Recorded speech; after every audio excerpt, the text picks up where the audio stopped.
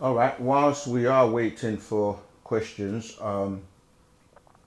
it's important to know, as Sheikh has mentioned about political prisoners, it's important to know that our master teacher has been incarcerated unlawfully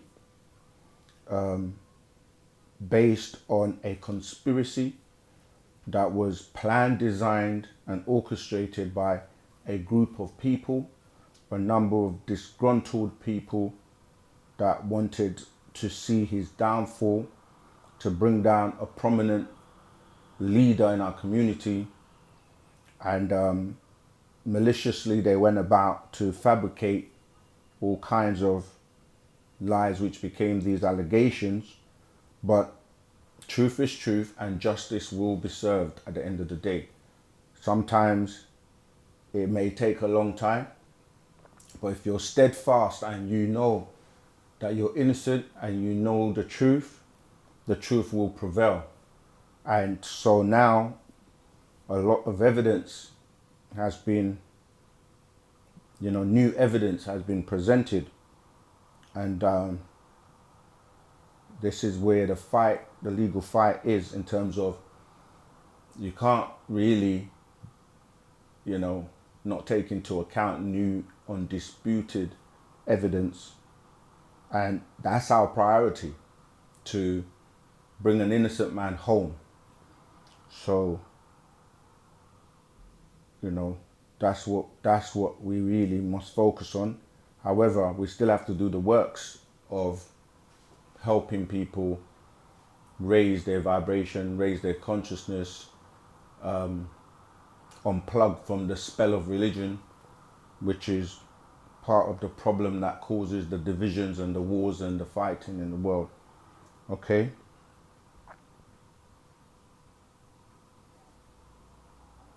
I always wondered about the trees and how big they actually grow.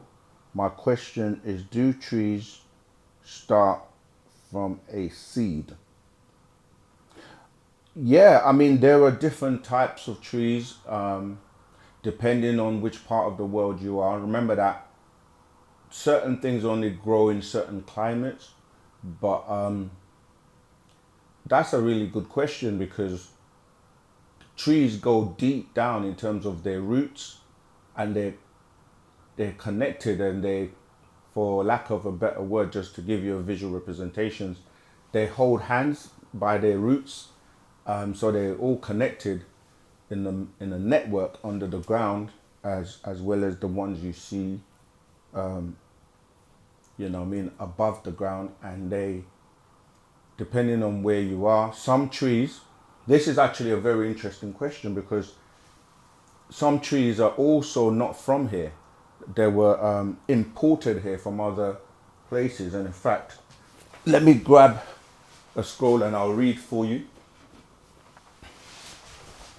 So this will put into perspective the question you're asking, because a lot of people may not be aware that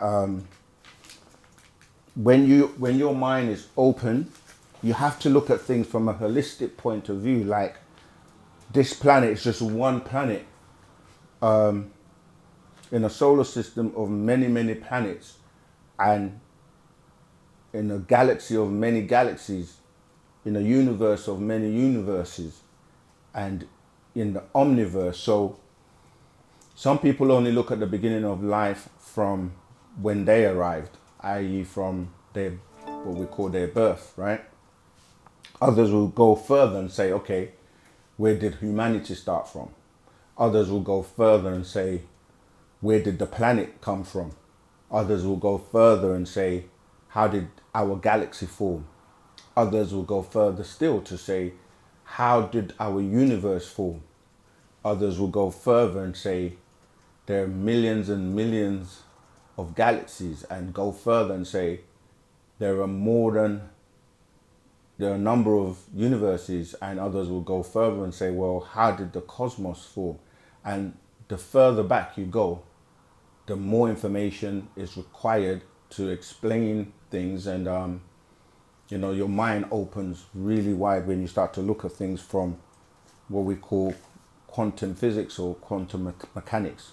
But let me read this introduction. This is from a scroll known as, most people know it as the Black Book, but we know it as the Sacred Records of Nefertiti Atum Re. Natir Aferti Atum Re, the Sacred Records of Aferti Atum Re. All right, let me read a little bit because it ties into your question about trees. Before time as you know it was logged, beings existed in and out of this dimension. Worlds existed. Planets were inhabited by intelligent and not so intelligent beings who all lived in their own time zones based on their locations in this vast, boundless universes. Each place is in itself the place or origin of time, as in the word then, which becomes past and present simultaneously. These were agreeable and disagreeable beings. This was a system that was very similar in that presently on Earth, called the chain of existence that existed. Whereas stars burned out, planets died, and beings had to seek residence in other star systems. Oftentimes, we developed new survival tactics, eating habits, and even genetic alterations and manipulations to make it possible for us to exist in the environments unsuited for our biological existence. We oftentimes had to alter environments, create climates and seasons.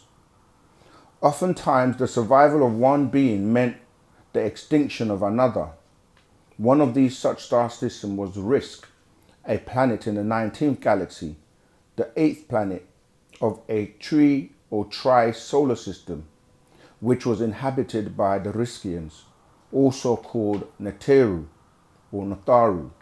The three sons of this planet Risk were known in time by different names, the most common being Atum, Atun, and Amun, referred to as the Re or Ra, rays. The Sumerians called them Utu, Afsu, and Shamash. When this planet Risk was visited by disagreeable beings from a dying star, they were welcomed into this great empire. Those that welcomed them were called Neteru, Natharu. The Sumerians called them Anutu. The Council of Nine Enneads of the pre-dynastic period before man was called man. These deities met with open arms and they passed our decision onto the 24 elders of Risk, who passed it onto the 144 governors of the 18th and 19th galaxies, 72 governors of the disagreeable 18th galaxy, and 72 governors of the agreeable 19th galaxy. Thus, it was agreed to share one of the three continents of the planet Risk with these beings in distress. Risk, three continents are called Zarantu, Danoria, and Cosmusta. These disagreeable beings were only allowed to live on the continent called Danuria.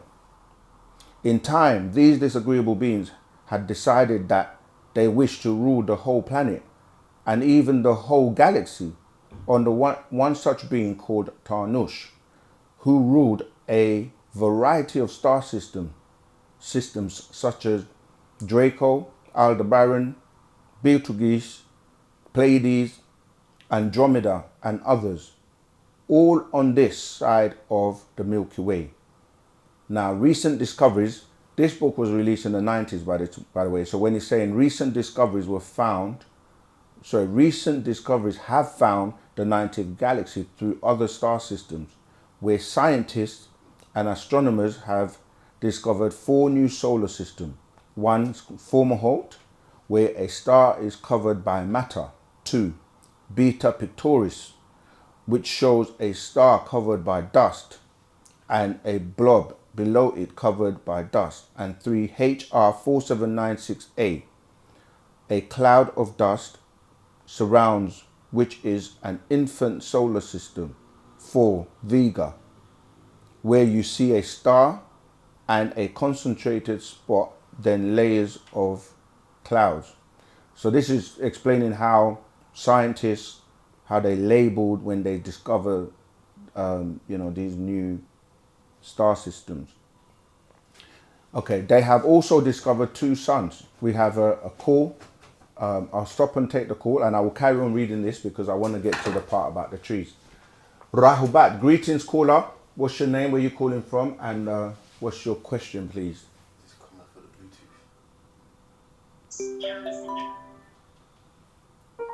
Hold on, Terry. We just can you hear me? Yes, I can hear you. Okay, Rahubat, I can hear you now. Go ahead. What's your question, Terry? It's not Terry, it's not Terry. Oh, I thought I heard Terry. Sorry, what's your name, caller? Terry Muir from Jamaica. Okay, greetings. Okay, so I've been thinking, like, since melanated Africans have 9 ether DNA, and I was also watching this video that they were saying that the people of Africa and also like Jamaicans and Black Americans, they say that we all have nine DNA series while the rest of the world has 6. So what benefit does that DNA give us? Okay, so it's kind of like saying, if you have more of anything, what benefits is it? It's DNA, first of all, records information, right? So you will have more information in terms of when you break down the different strands, because the more they study DNA, the more they're amazed of its, abilities and qualities. So it's like saying if you had a container that was 6 meters and you had another container that was 9 meters, the one with 9 is going to hold more, right? It's going to hold 3 times, 3 extra levels to give you the 9 from the 6. So when you start to look at everything in terms of your structure and how you're composed and everything from your brain, your melanin, your skin, your abilities, basically, we have an actual fact called neuroscience of Wunuwap, which goes into that in detail in the sense of, your capabilities, or the fact that you have the potential, the highest potential, and it's down to you if your DNA is activated, if it's, being used, because you unlock more and more by way of once you activate different aspects of your being, and including your DNA, that you're currently not aware of or able to use. So depending on what you're measuring, whether it's intelligence, whatever, you're gonna have the potential to be the highest. But just because you have the potential to be the highest doesn't necessarily mean that you're using, it's like you're not firing on all cylinders. So what Wu-Sabat does is help you to turn yourself inside out, to reactivate and reprogram yourself, and so you can actually start to use more of your abilities. So that's the advantage. It's like if you have a car and the engine is more souped up than another one, then you have the ability to drive faster, etc. But it doesn't mean that the driver behind the wheel may not know how to drive that car or even to use that power or that potential. So that's what Wu-Sabat does. It helps you to be the best you can, the highest of yourself. Does that help? Yes, it helps. I have one more question though. Go ahead. Now, when I asked you about Esau and Jacob being twin brothers and twin nations, you said that was a concocted story. Right. So I would like to know what proof is there that it's concocted? Because there's no scientific basis where you have a person giving birth, or two people that are the same. So, for example, two Negroids giving birth to three different races at the same time in the sense of triplets. That's not fact. And the Bible and the religious books, none of them are authentic in sense of they are not originals. No originals exist today. So we can go through many aspects of showing you how, you know, stories have been concocted in the Bible and in the Quran to give you false information or distorted information. One of them being that the woman came from the man, when that's also not a fact. You know, a man was not created from the dust of the ground and then a woman taken out of his rib. Every person on the planet comes from a woman, which is actually back to front. And even the fact that you're told that's the first life doesn't make sense, because there's already life in the dust of the ground or the soil. It might be life forms in the sense of bacteria or minute or micro life forms, but life is still there. So, I mean, we can literally go from the cover all the way to the last book and show you the many concocted stories and distortions. It's not even a disputed fact anymore, because you just have to look at the date of when these books came about. How can the beginning of everything start with what they call Genesis, which is only going back 6,000 years ago according to the records, but people and beings have been on the planet for millions of years? You see, so it's like 6,000 years is a very short period of time compared to 1,000,000 years or 2,000,000 years or 1,000,000,000 years. So of course, to tell you that there was a being that created everything in 6 days, which is, you know, even the beginning of it, you know, is called the Holy Bible. When you break down what the word holy means, it means pure. And what does the word Bible mean? Where does it come from? It comes from Babel or Babel, Babylon, Bab-Ilion, Bab-El. So these are the games in terms of, if you don't know the language, then you're reading a word thinking it means one thing when it doesn't mean that. So the actual word Genesis is a translation from the Hebrew of Barashith. You look at the word bara is talking about a reconstruction, not the beginning of everything, a reconstruction, a refilling of the earth, which means that there was already something here, something happened, and now it had to be refilled again.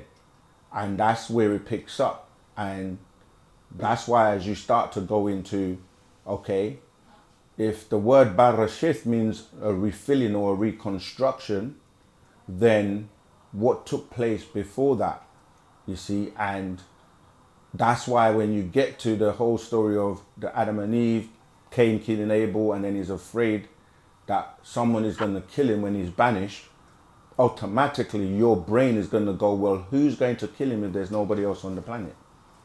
You see, so as we go through and dissect it word for word from the beginning all the way to the end, because sometimes we just get into reading the sentences, or we say the verses, but to form a verse you have to start with the building blocks of the language, which would be the alphabet.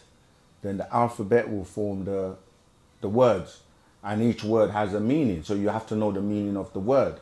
Then those words are put together to form sentences. So it says in the beginning was the word, so you have to learn the word, and the words are what causes people confusion, because you're reading a word that's a translation from another language, and the way the word is spelt is part of the spellings that puts the spell on you. Because if you're reading a book and a word that says the beginning, and in English, if you know English, you have to study English, because there's a system of grammar and how you put, when you read something, like there's punctuation there, you have to understand, like, okay, a full stop, a comma, an exclamation mark, these all give it, you know, the way you relay it. So when you say in the beginning, that's completely different to saying at the beginning, you see. But people will leave these little things out, like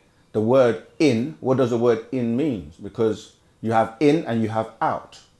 So then if you're saying in the beginning, not at the beginning, you're already thrown off. And then you say things like God is in heaven. To be in heaven means he's inside something. So he cannot be like bigger than the container that he's inside, because he wouldn't fit into the container. I mean, we can literally go from word from the cover of the Bible. As I said, Babel means confusion. So you're saying Holy Bible, holy confusion, or pure confusion. You see, so when you start to read it, you do get confused, because a lot of things don't make sense. And I can jump and skip to, you know, the Noah story, the Jonah story with him being inside a well. You cannot survive in the belly of a well, because the acid will kill you. You see, you cannot be able to get two of every animals and different species that only are found on the other side of the world into the boat that's on the other side of the world. These things don't make sense. And you can say, okay, why did God put the tree in the garden? Knowing that it literally tells you that there was a beast of the field, and that this beast was conniving, and more conniving than anything else, and was full of technology or trickery. So it stands to reason that if Eve was naive, she would be tricked. So why did God set that up in a way that she's going to be tricked? And another question, how old were Adam and Eve when they were created? See, all of these things, you see what I'm saying? All of these things, like, if they were created, were they babies, or they were just created adults? Because a woman and a young man, they go through stages of development from puberty, etc., etc. So they don't tell you how old she was, and how, you know, God puts a tree knowing that, you know, it's a temptation. And we can go on and on and on and on. But I'm just showing you how, when I say things are concocted, is because you have to dissect and study and research things to see for yourself. And it won't sit right with you. It won't make sense. And you have a million questions. But then you have no one to go to answer those questions, until we came along and say, look, ask us anything. Because we've studied it, you know, and we've studied it so that we can help clear off the confusion that is keeping people's minds entrapped in these spells. And that causes a lot of chaos on the planet, causes a lot of fights, wars, disagreements, arguments, because everybody wants to be right. But there's no way, right? There's no right way to do wrong things. So you're either right or you're wrong. That's simple as it is. If you're right, you're right. If you're wrong, you're wrong. But people don't want to accept when they're wrong, because it puts them in a position of having to accept and say, you know what, I'm wrong. Until this day, just in general, people don't like to be wrong, because you've been trained to feel that you must always be right. But, you know, so I hope that's helped. If you have any other questions, please feel free to go ahead. If not, I'm going to move on. This last question is about fifth dimensional awareness that everybody's talking about now. So if there are these beings called the Pleiadians, and they're teaching that humans are ascending into a fifth dimensional awareness state, is this something that is entirely false? Is it a ludicrous belief? what I'm saying is like, even in your previous question, you said they. People say this to us. They say this. People are saying this. We're like, okay, which people? What are they saying? Do they allow you to scrutinize and question them to prove and like answer questions about what they are saying? You know, because people will come to us to explain what other people are saying, and we're like, we're here to teach Wu-Sabat. We know Wu-Sabat is the highest level of information and surpasses anything that others are teaching. So why are we going to, you know, like be concerned with what others are teaching when we've got 9, like we say to you all the time, there are more dimensions than 5. We're 9 ether beings. We've already done a video called From 3D to 9D, which is dealing with 9 dimensions. So if there are 9, of course there's going to be 5, because the highest number is 9. So why would it just stop at 5 dimensions?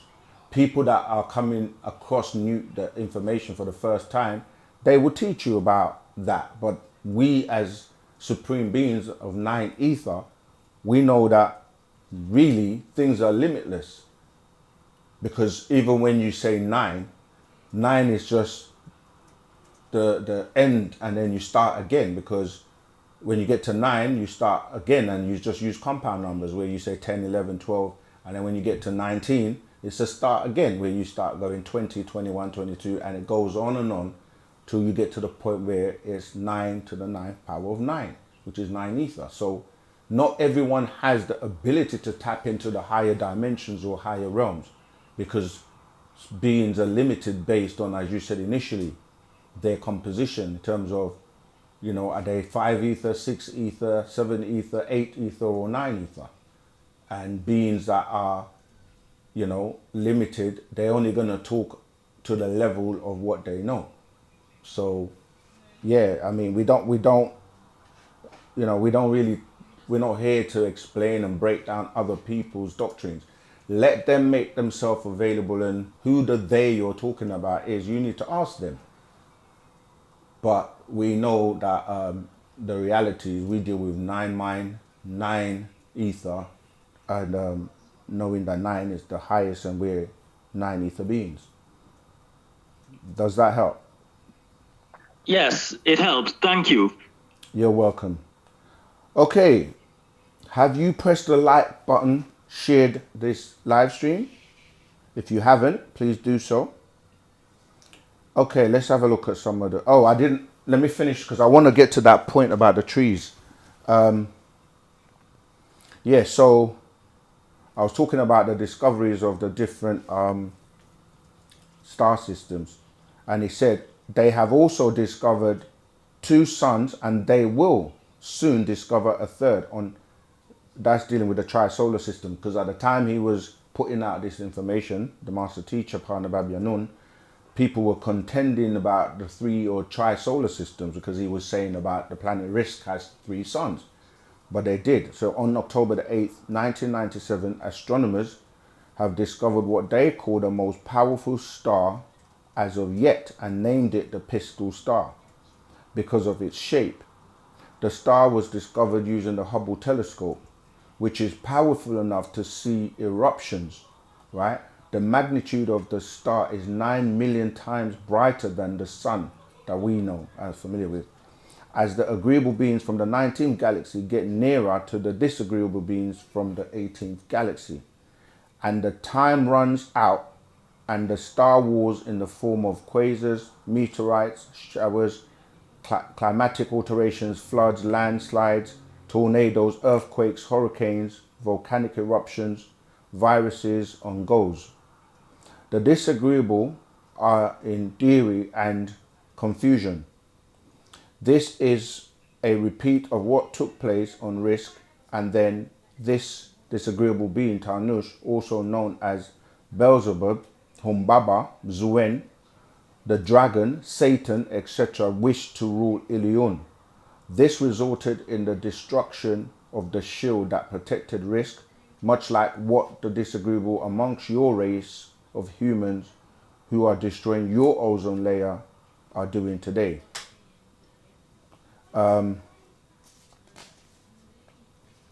I want to see how much I want to read before I get to. Okay, I'm going to skip because I wanted to get to this point. So it says,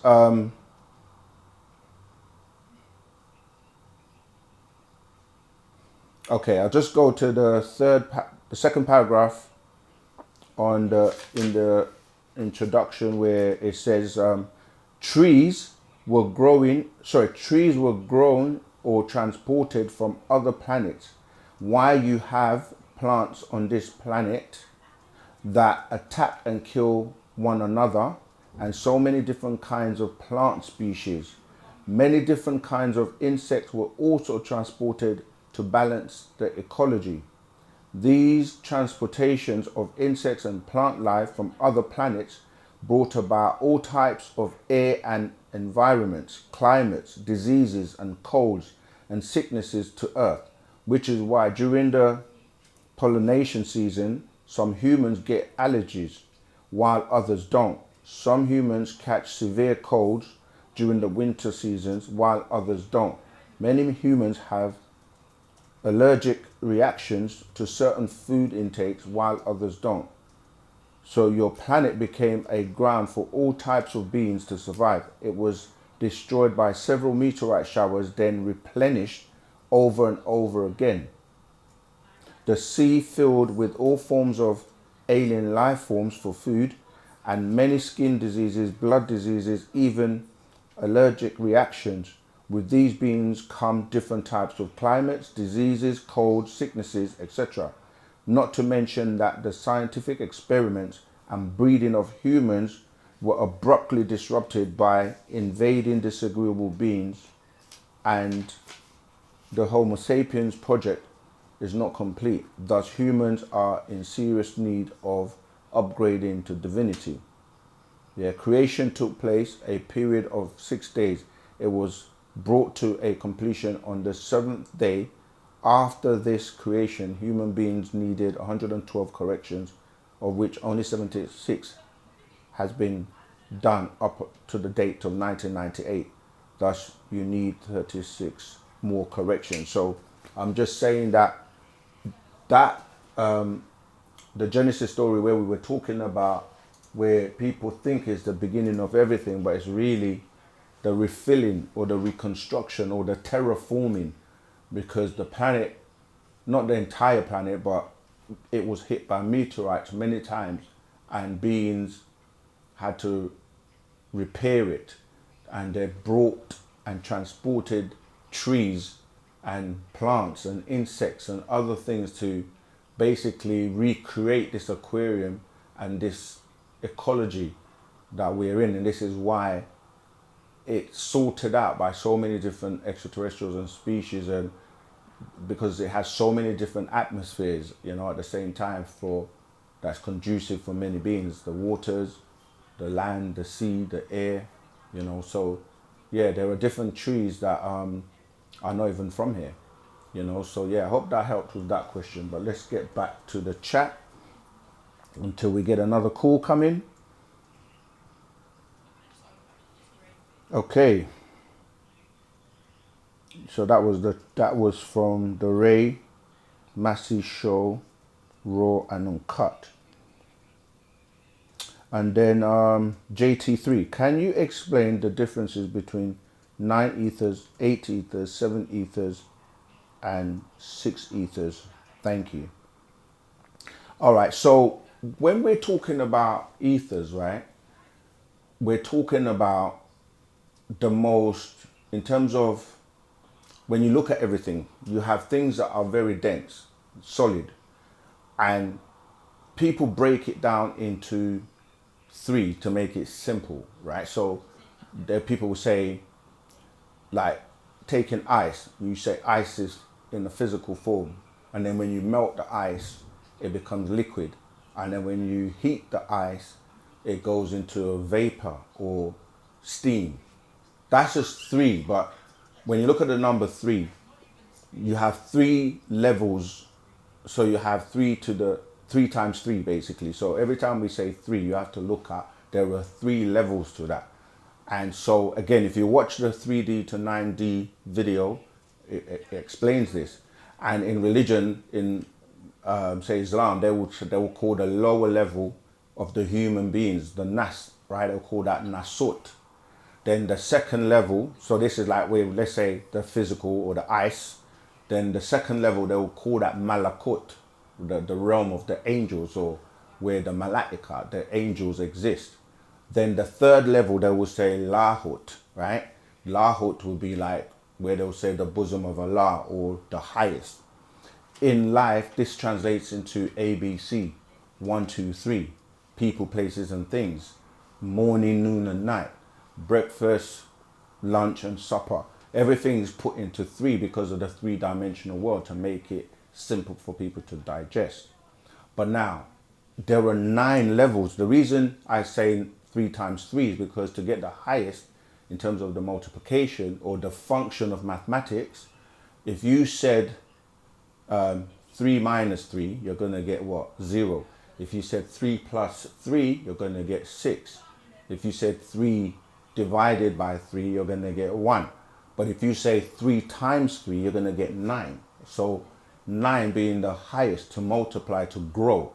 And so when you're looking at states of existence, 9 will be the highest. And when we say 9, 9 to the 9th power of 9, because it's continuous, and people will refer to this as infinity, because they will say it gets to a point where they can't count anymore, right? So because it just keeps repeating and repeating.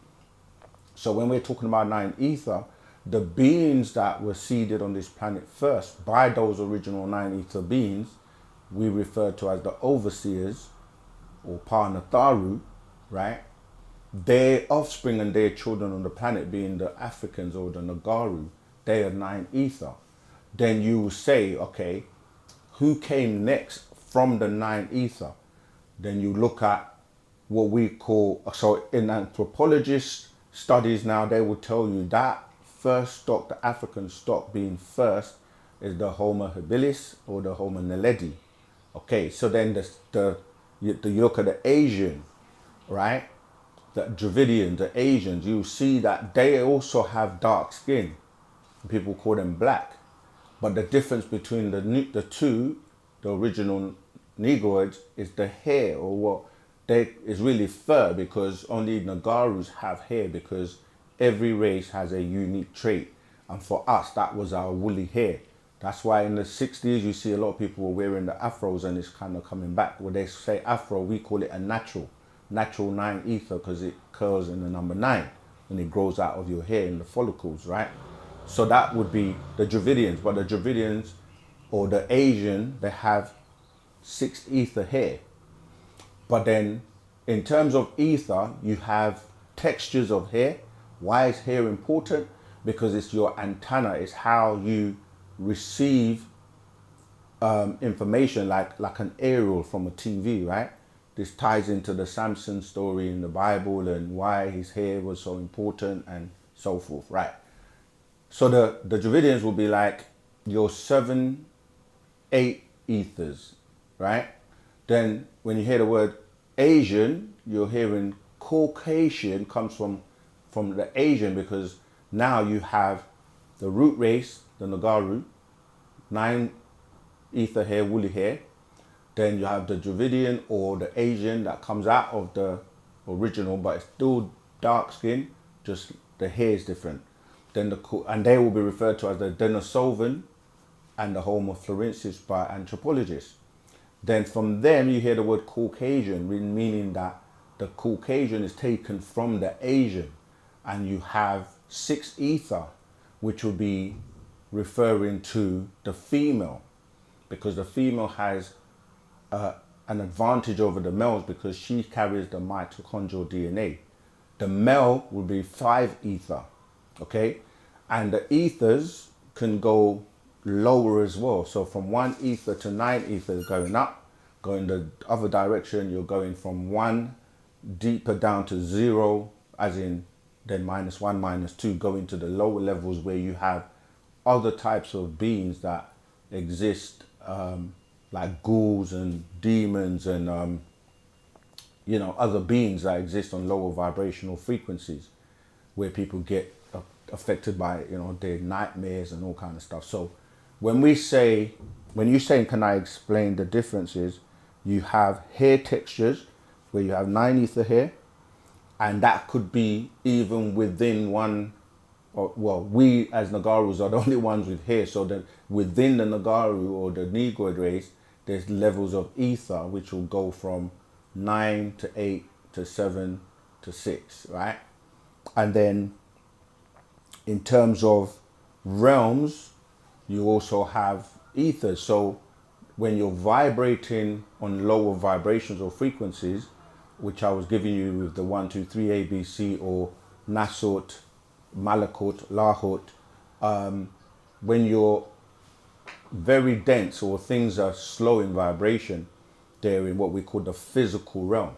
That's the lowest one, or the material plane, as people will refer to it. So even within the realms, you still have planes.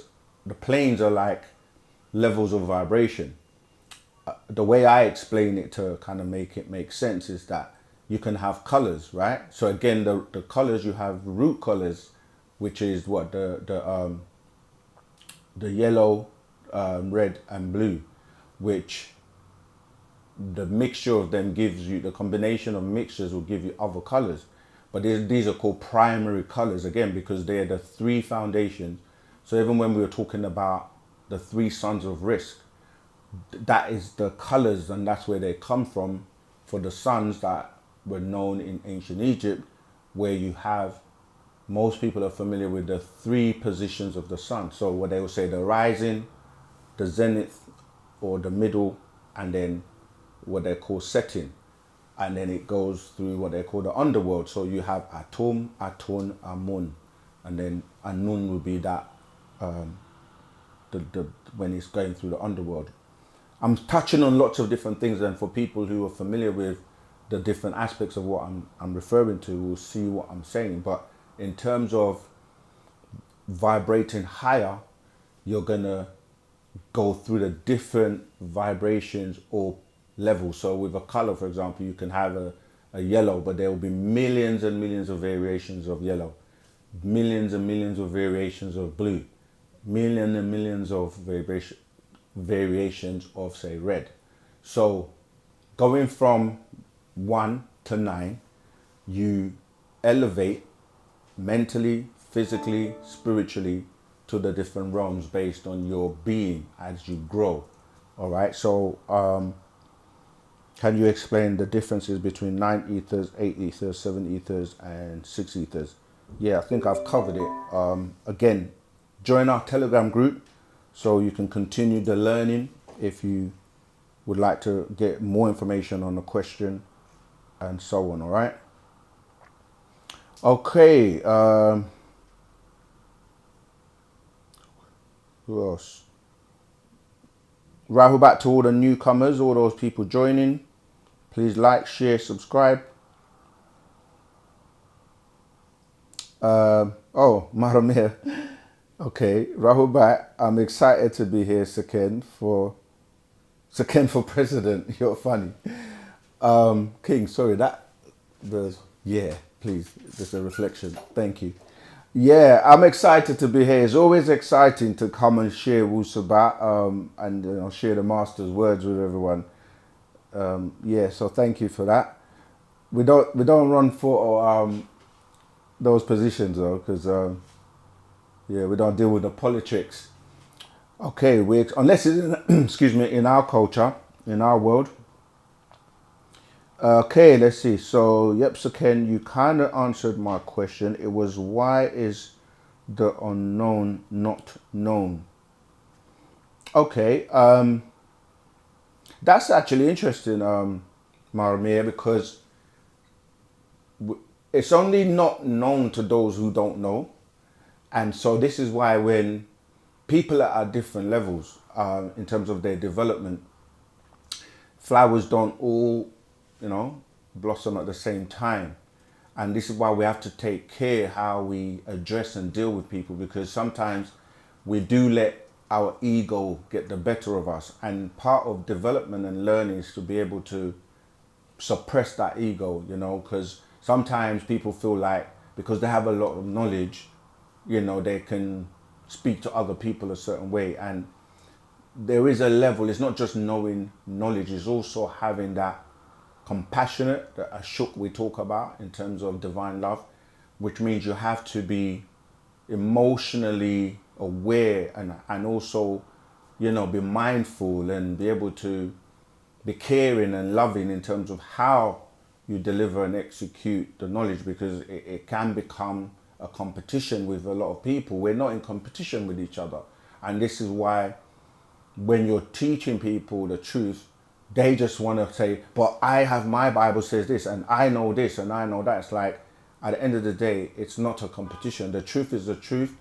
Everyone should have access to the truth. And that's the bottom line. It's like, if you accept it, you accept it. If you don't, you don't. But yeah, to answer that question, so we would say there are people who know, there are people who don't know, and there are people who don't know they don't know. And if they don't know they don't know, how can you then kind of hold them responsible for something they don't know? So another question that we get a lot is, what if people passed before they discovered Wu-Sabat? And we're like, well, it's gonna be based on what you did know, right? You can't be judged on something you didn't know. So how were you as a person? How did you treat people? You know, this is all in your matrix. How did you deal with another fellow being? You know, were you kind? Were you helpful? Were you selfish? Were you unhelpful? So sometimes it goes beyond the books and the words. It's your actions and your intentions that really matter, because people can pick up on the vibration and the energy of, you know, what you're actually giving off, even though you may be sounding really heavy, but at the end of the day, it's that ashuk. All right. So yeah, that's a great question. And people who don't know, if they admit they don't know, that's a great place to be, because they're willing to learn. And you have to be like a baby again, because you've been given misinformation and distorted information for so long that, you know, you can stop trusting, because you're like, I went down that road and I was let down. I went down that road and I was let down. So when you, it's also a good experience, because when you feel something is wrong many times, when you actually get to the point where it feels right and it's right, you're going to know the difference.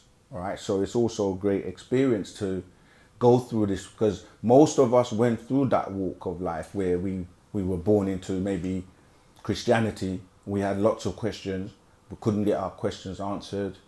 And we might say, okay, we're going to go and become a Muslim. We go in that direction. Again, we get to a point where we see a lot of things that don't sit well. Our questions can't be answered.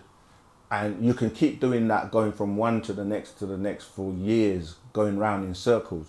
And you just get to a point where you might be like, I don't want to do any of it anymore. I just go by myself, because at least I can trust myself. At least I can, you know what I mean, know that what I feel is real.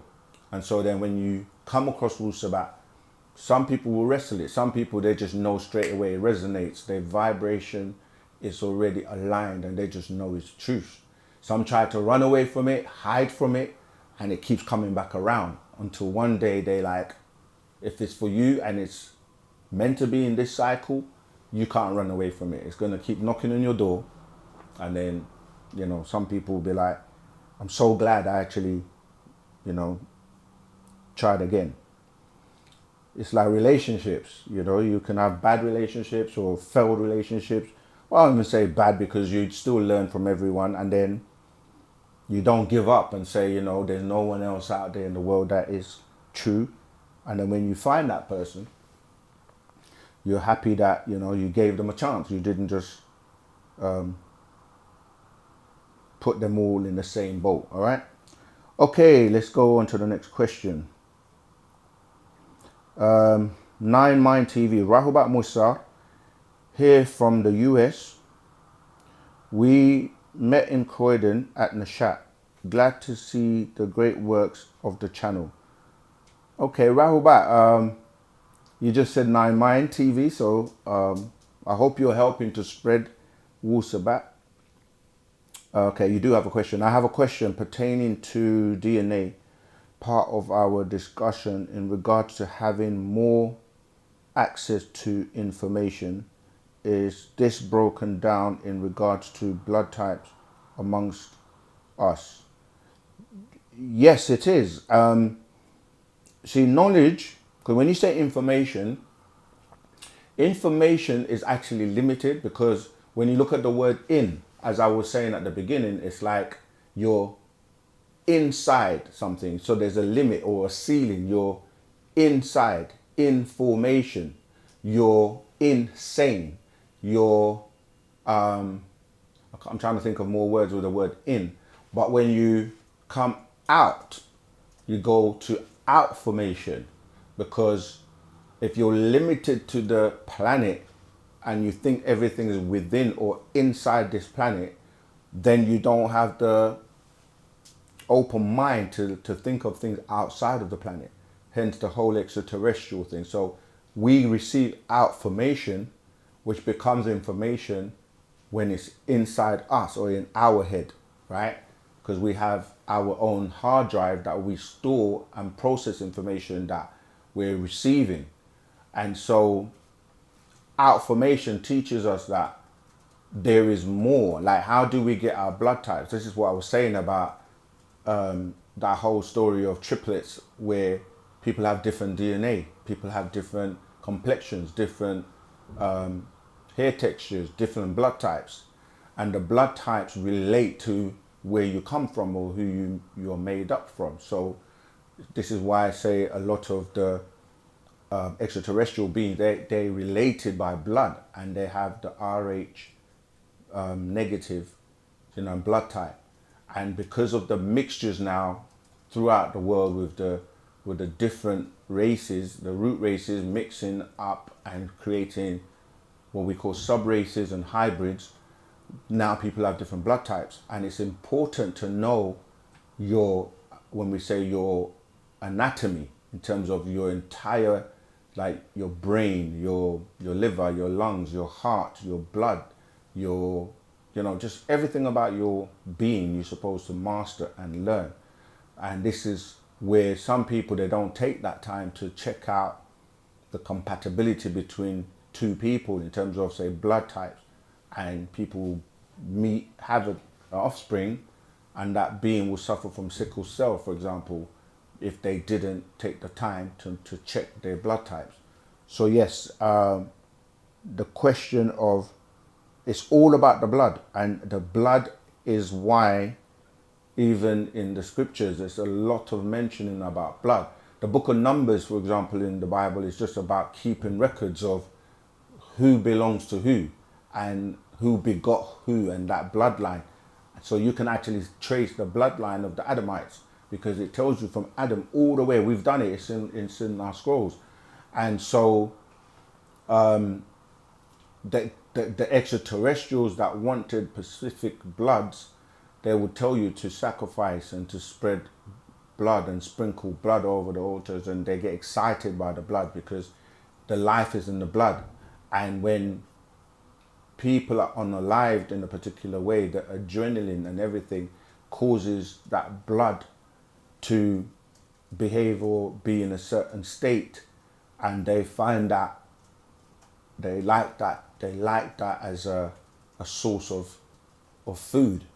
So this is the whole food for the gods doctrine. So yeah, people in prominent positions, royal families, etc., they like to keep their bloodline pure.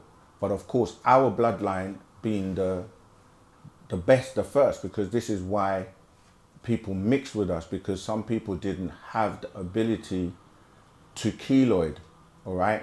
And if they cut themselves, for example, they would bleed to death. And so blood was a major factor in what people call the slave trade, which we know was a kidnapping. And it goes into a lot in terms of, the slavery and what it was for. And, there's like the War of Roses, for example, if you study that, going into, the Yorks and the Lancasters when they were fighting, because it ties into this being hemophiliacs who, you know, they needed certain blood to survive. This goes into a lot to do with what we call the zombies and the zombie apocalypse, and what we call Dracula, and these beings that they subsist off of the blood, particular types of blood, you see. So it's a big range of things relating to your question about blood. But yes, the blood types are very, very important. All right. Okay, let's go on to the next question. Truth magnificent. See, wise intelligent. Is it possible we can have a breakdown of Arabic, Mesopotamian, Russian, and East Asian symbolism correlating anyway with Latin and American symbolism? Yeah, of course. I mean, that's we have this book scroll called The Language of Time, because in order to have symbols, you have to go back to the origins of language, because language evolved. Well, in fact, it was imported here. As I was saying, other things were imported here from other star systems and other planets, and it evolved. So when you look and find the oldest kind of like findings and tablets, you find something called the Sabian plate, which kind of tie into this language. This language of time is dealing with our language, Misbatia, which is known by many as Nuapic or Sabaic, and this is how language evolves. So let me just read some of it. The ancient Mukhmatu Egyptians illustrated this concept by protecting your sacred name in a cartouche, which we call a shanash. That is why they use what was called a big name, throne name, or a known name, and a little name or hidden name whispered into the ear. So of course, language started from tones. So we explained that the dolphin was given the genes in a capsule to be transported here and put into the waters, and that capsule dissolved to form the blueprint or black print of where cells and genes came about, and then life evolved from the waters onto land. I'm saying that because the dolphins, they communicate with something called echolocation, which is dealing with tone vibrations, and that's how they communicate. And you look at the Sans people, or even people from Ghana, they speak with that click or that tone was how tones eventually evolved. And I'll come back to this because it's very important as we have a live caller. Greetings, caller, Rahubat. What's your name? Where you calling from? Rahubat Saken. What's your question? Rahubat. Can you hear me? Tua, loud and clear.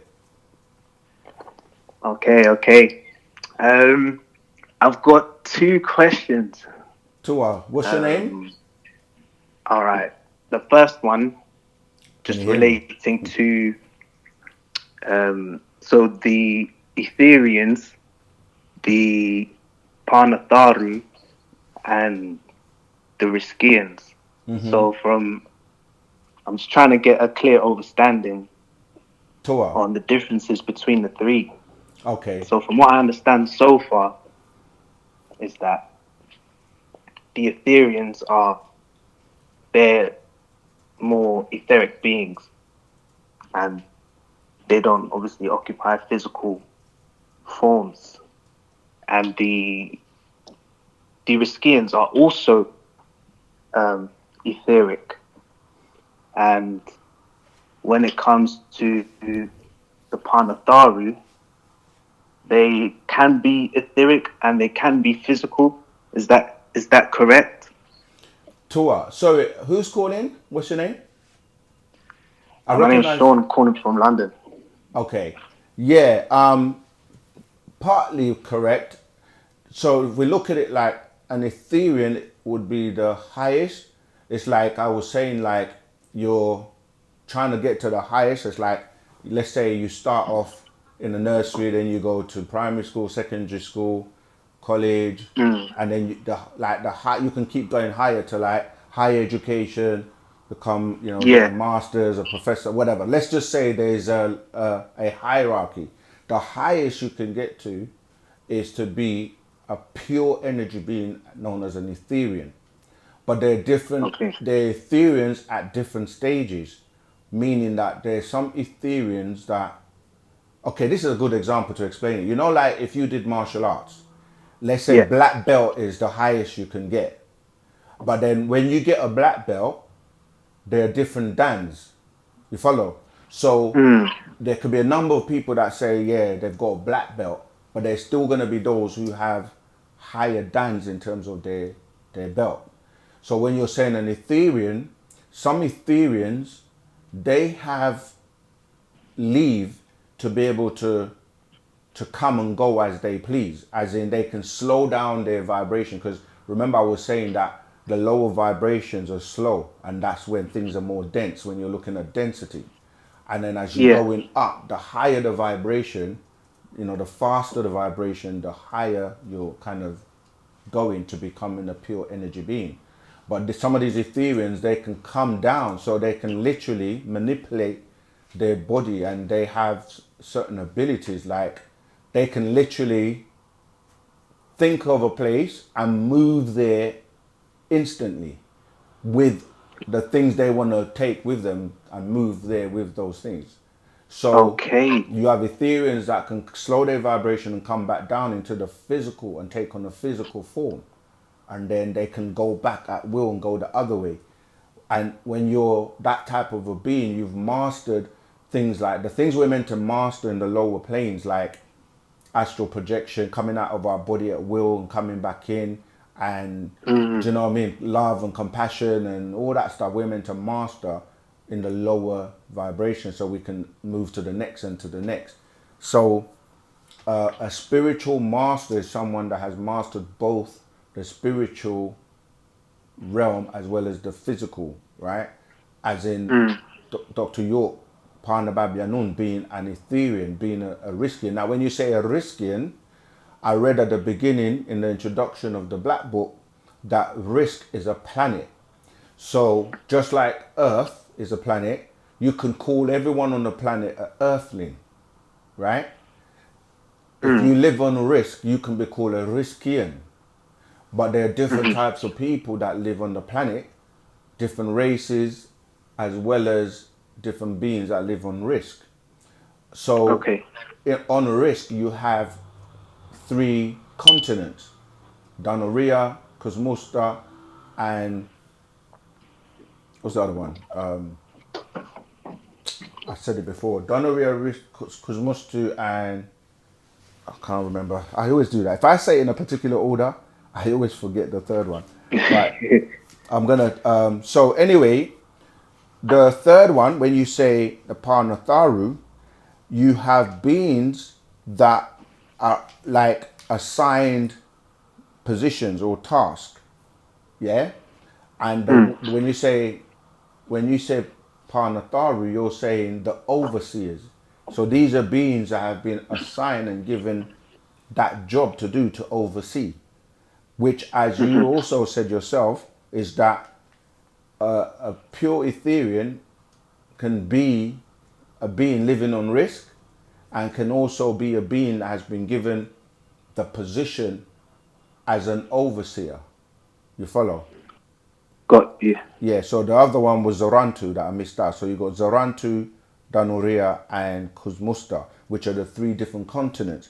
And as he was saying, when these beings, the being that people call the devil, for example, that's Tarnosh. When their star system had a problem and they were looking for refuge somewhere, just like now when on Earth, you know, there are wars going on in certain places and people you know, that you hear about the boats, people are trying to escape and come to, say, the UK or somewhere to get rescued from, and they might say, okay, we're gonna put you guys, you know, they'll create a place like a hotel or something and say you're gonna be put there, and you can live, and you know, we'll help you out, give you food, whatever, until, you know, they decide what they want to do.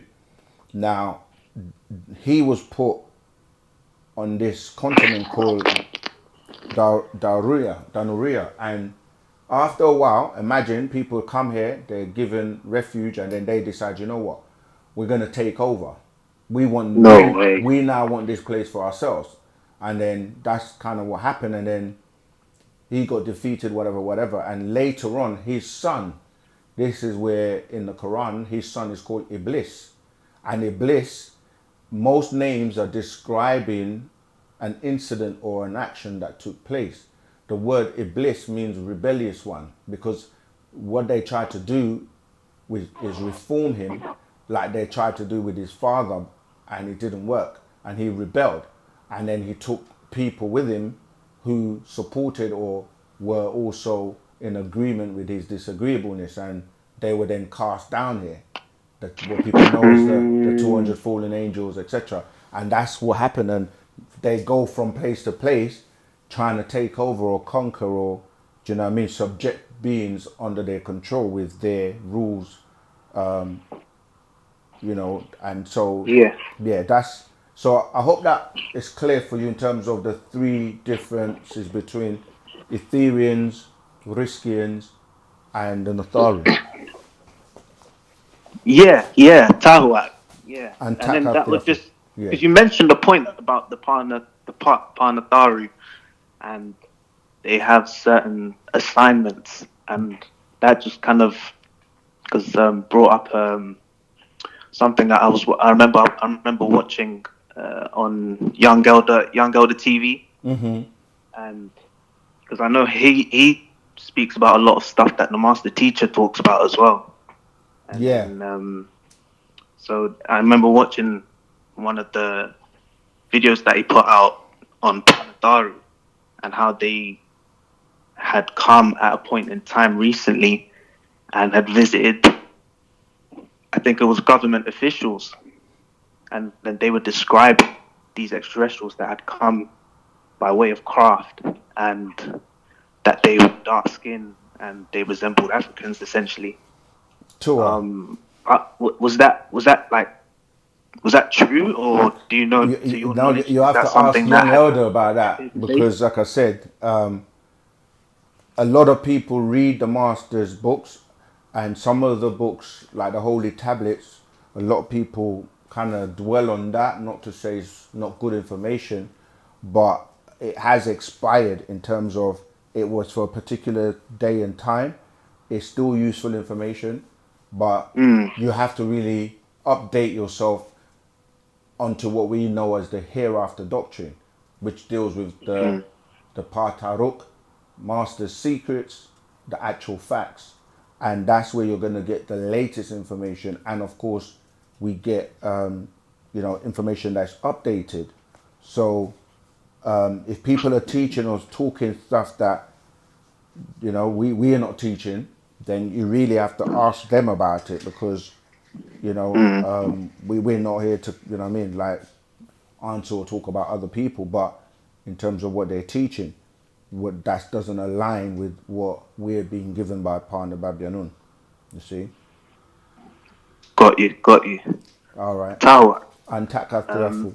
Yeah, just my last question would be just on the religious books. So let's say the Quran, for example, Yeah. and I believe it was revealed to Muhammad by the Neter. If am I would I be correct by saying that? Well, again, it depends where your source of information is coming from and where you're getting that information. But ultimately, like we say, they don't have any original books. This is why the holy tablets was the conclusion of religion,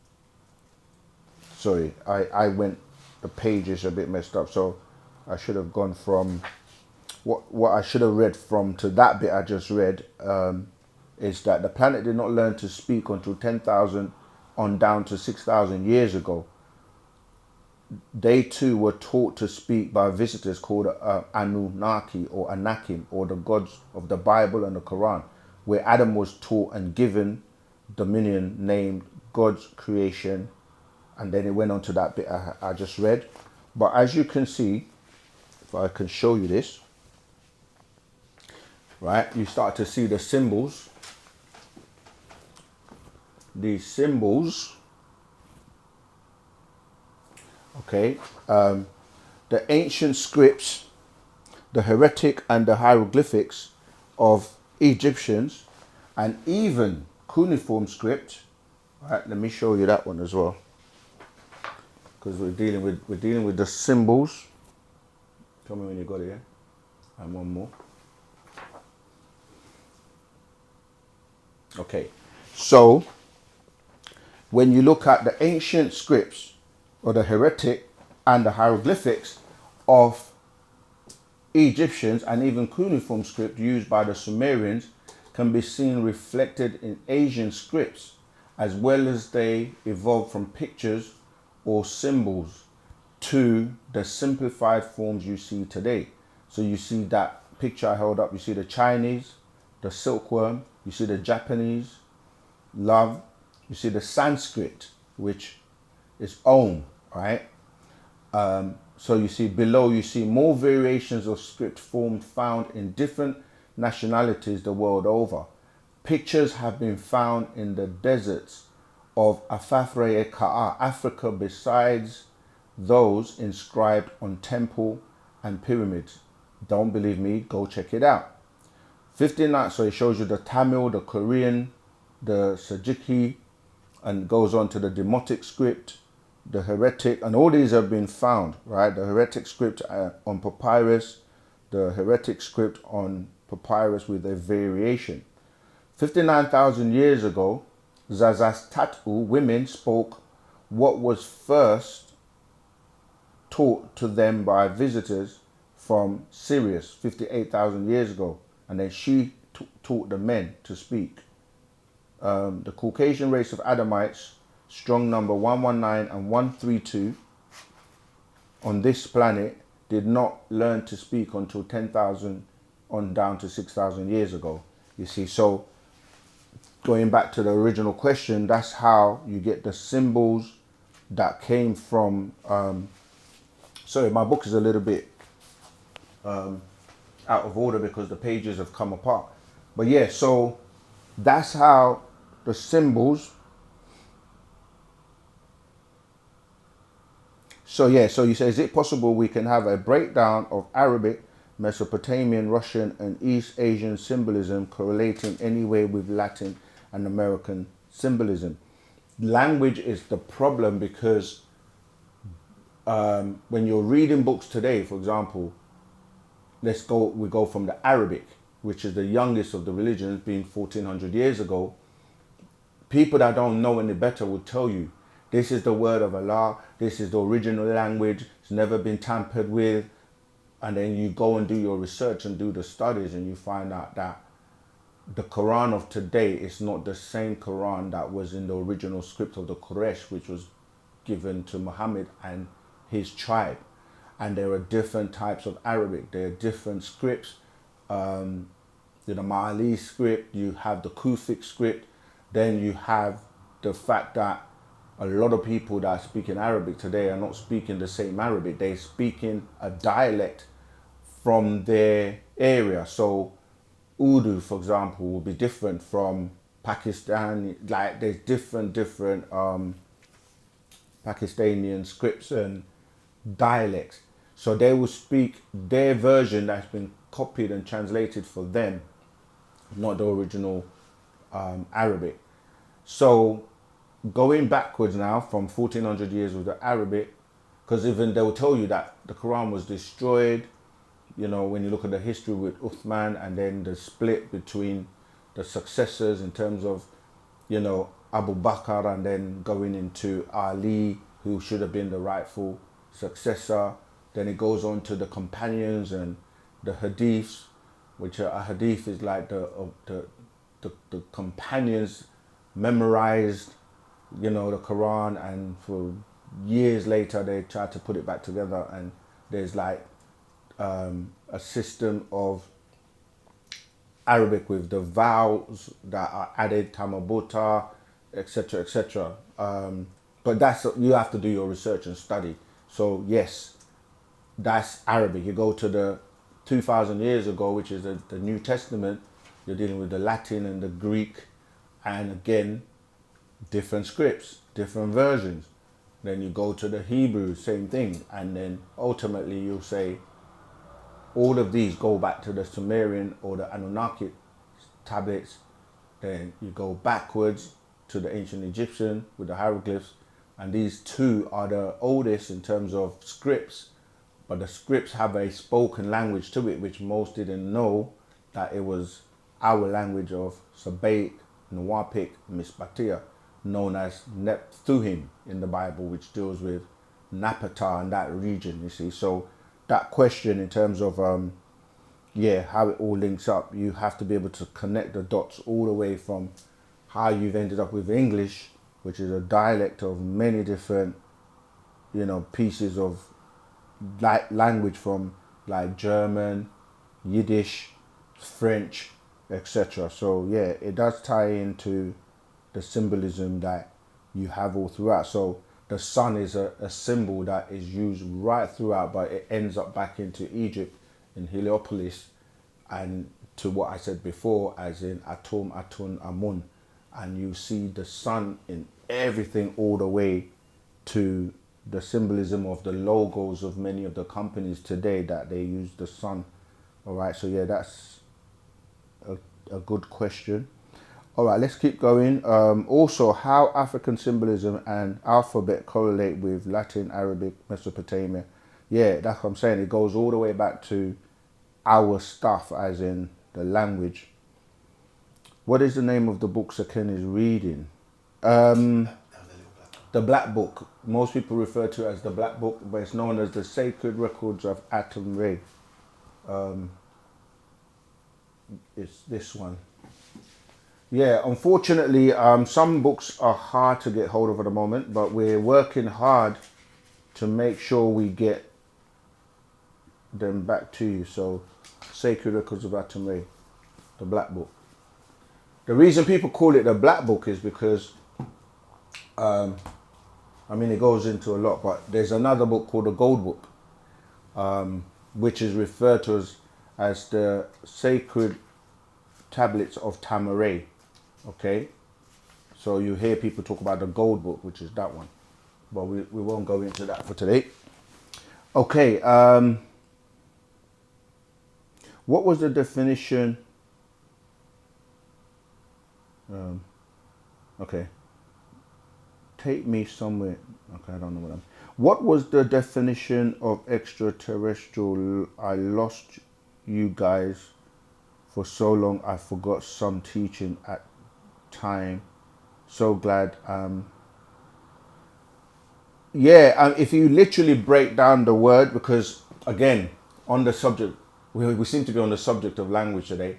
When you study English properly, you will find out that you have words that are put together to create other words.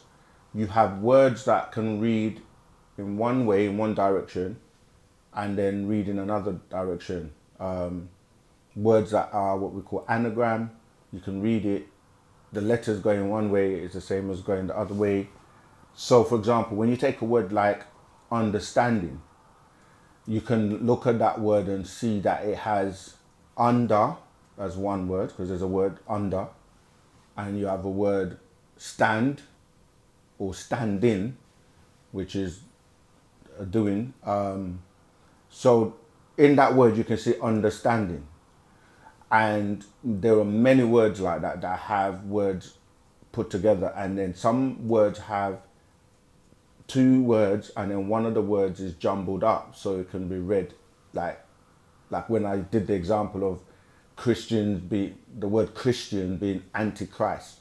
You can see Christ, and when you see the anti, when you read that other half of the words are jumbled up to give you anti. And this is something that people will not like to hear if they're Christian, because to them, antichrist means to go against Christ, which is what happened when you look at the story of Paul, the 13th self-appointed disciple, who basically most modern Christians have been kind of like hoodwinked by him, claiming to be one of the disciples and writing the books, and everybody quotes Paul, and the whole kind of like Pope John Paul, the whole kind of Catholic system kind of came out of, you know, Peter and Paul, but that's another different story. But the point I'm making is that when you look at the words extraterrestrial, in that you can break it down with the word extra, terra or terrestrial or terrain, and then it's put together.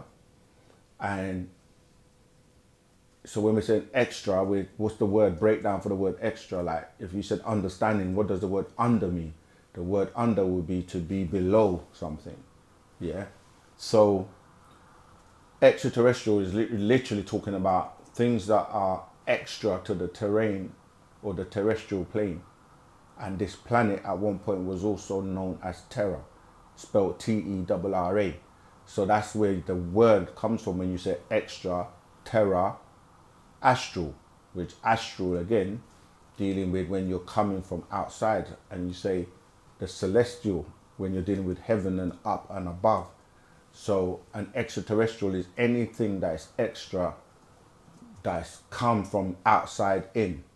Okay, that's how we break it down. So I hope that helps you. So that's why the word extraterrestrial is broken down as, so it could be a meteorite, it could be what they refer to as panspermia, which means that bacteria come by way of meteorites or other bodies that are coming from other star systems or from outside the earth, okay, that bring life to this planet. All right, cool, let's keep going.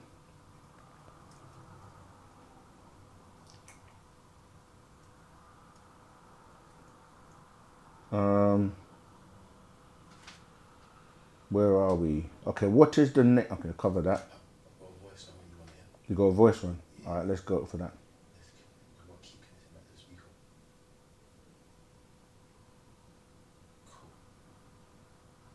Got it? Rahubat Seken, Rahubat Moisa, Rahubat. Anoki Terry Jama, Tehuti Aken Reye, Mane Zambia. So I have just two quick questions. The first question is regarding the pineal gland or the third eye.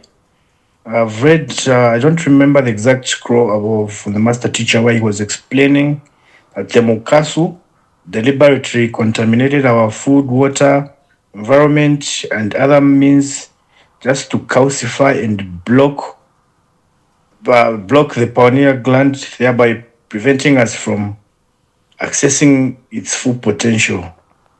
So my question regarding that is, what are some of the spiritual practices or other things we can do to help decalcify the pineal gland? And then the other question is regarding the skin suit. I understand from the teachings that once we transition, the skin suit remains. And then I've heard you mention cremation is the best method of disposing the skin suit.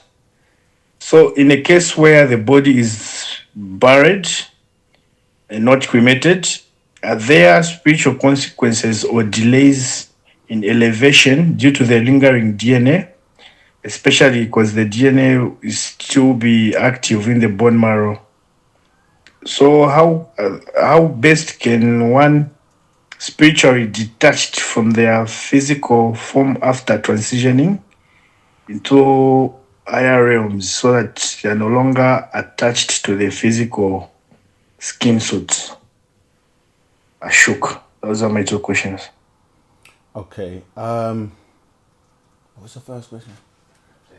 Yeah, when people, Rahubat Seken, yeah, Rahubat Moisa, Anoki Terry Jama, Tehuti Aken Reye, Mane Zambia. So I have just two quick questions. The first question is regarding the pineal gland or the third eye. I've read, I don't remember the exact scroll above from the master oh yeah, teacher that where he was was it. Yeah, got it. explaining. Yeah, thanks for reminding me because people say quick questions and then like you have to wait for the. But yeah, the first question about the pineal gland and the reading, I think is the atomic, if I'm not mistaken. So it's either the atomic or the seed. Is the reading you're referring to where the master teacher is explaining about because about the calcification of the pineal gland. You can also find that in the Man from Planet Risk book, and I think the Science of Healing, where he shows a diagram of an open eye and a closed eye. Some beings are limited by design not to access the higher information or higher realms. But in terms of the question you're asking, you have to do the reverse. So things like fluoride. Fluoride is one of the tools that is used to calcify the pineal gland and to stop it from opening, because remember that these beings that want to control and subdue people, they do it by you not waking up. This is what the whole story in the Bible in terms of the tree, the one that Eve supposedly ate from to open her eyes. And when you're reading that without like knowledge now in mind, you don't even consider the fact that what eye are they talking about, because they don't say, they just open up. The eyes were open when they ate the fruit. But as we pointed out many times, they were walking around to see the tree, to see the so-called serpent, to see that it was beautiful. So it's clearly not talking about these eyes, but another eye. Yeah, I think the reading is the seed, where the master talks about the pineal gland, and that fluoride is one of the ways they put it in water to calcify and to block you from opening. So to answer the question, you just got to, for example, people don't realize they will use toothpaste that has fluoride in it. So you've got to start doing things like eating the right diets, avoiding certain things that agitate your inner being, certain stimulants, like coffee, and there are many things that agitate and that are stimulants, even, alcohol, drugs, nicotine. There are many things that, although people may use them as a form of recreation, they actually wreck creation. So yes, you have to basically start to eat right, rest, the meditation, all the spiritual practices help to raise your vibration to a point where you then, and it's not just one, because when you're looking at people talk about the chakras, and it's not just one in isolation. It's almost like you have to be able to activate them and get them working. It's like they're there, but if they're not activated, they're not doing what they're supposed to do. And then once they are activated one at a time, it's like, you have to start with the root chakra, because the one at the bottom is the one that deals with a lot of the carnal desires and the lusts and the things that the luster. Because when we say lust can be many things, so you have to deal with that one, conquer that, and then you move on to the next and the next, and then there's a way you can align them all into one at the top, which is the root, the highest one. But in the Eastern religions, they teach you about 7, because this ties into the 7 ethers, or the 7 and 8 of the Asian stock. But we have 2 more that go above. So it's like being able to bring them all together. And in Islam, they call it the what do they call it? They don't like to talk about it. They call it like what's the term they use? The evil eye. They refer to it as the evil eye. And so when they see like depictions of maybe like beings, Hindu beings with the third eye open, they look at it like an evil eye. So they do acknowledge that the third eye exists, but they just refer to it as the evil eye. Just like people who have been trained to think that Egyptians are pagans, when they see certain symbols that you wear, like the Eye of Horus, for example, which again is a depiction of that, the third eye or the pineal gland opening. And you can read a lot of that in, we have the Gospel of Yanun on the Sacred Feminine. Let me see if I've got it here. That goes into that as well.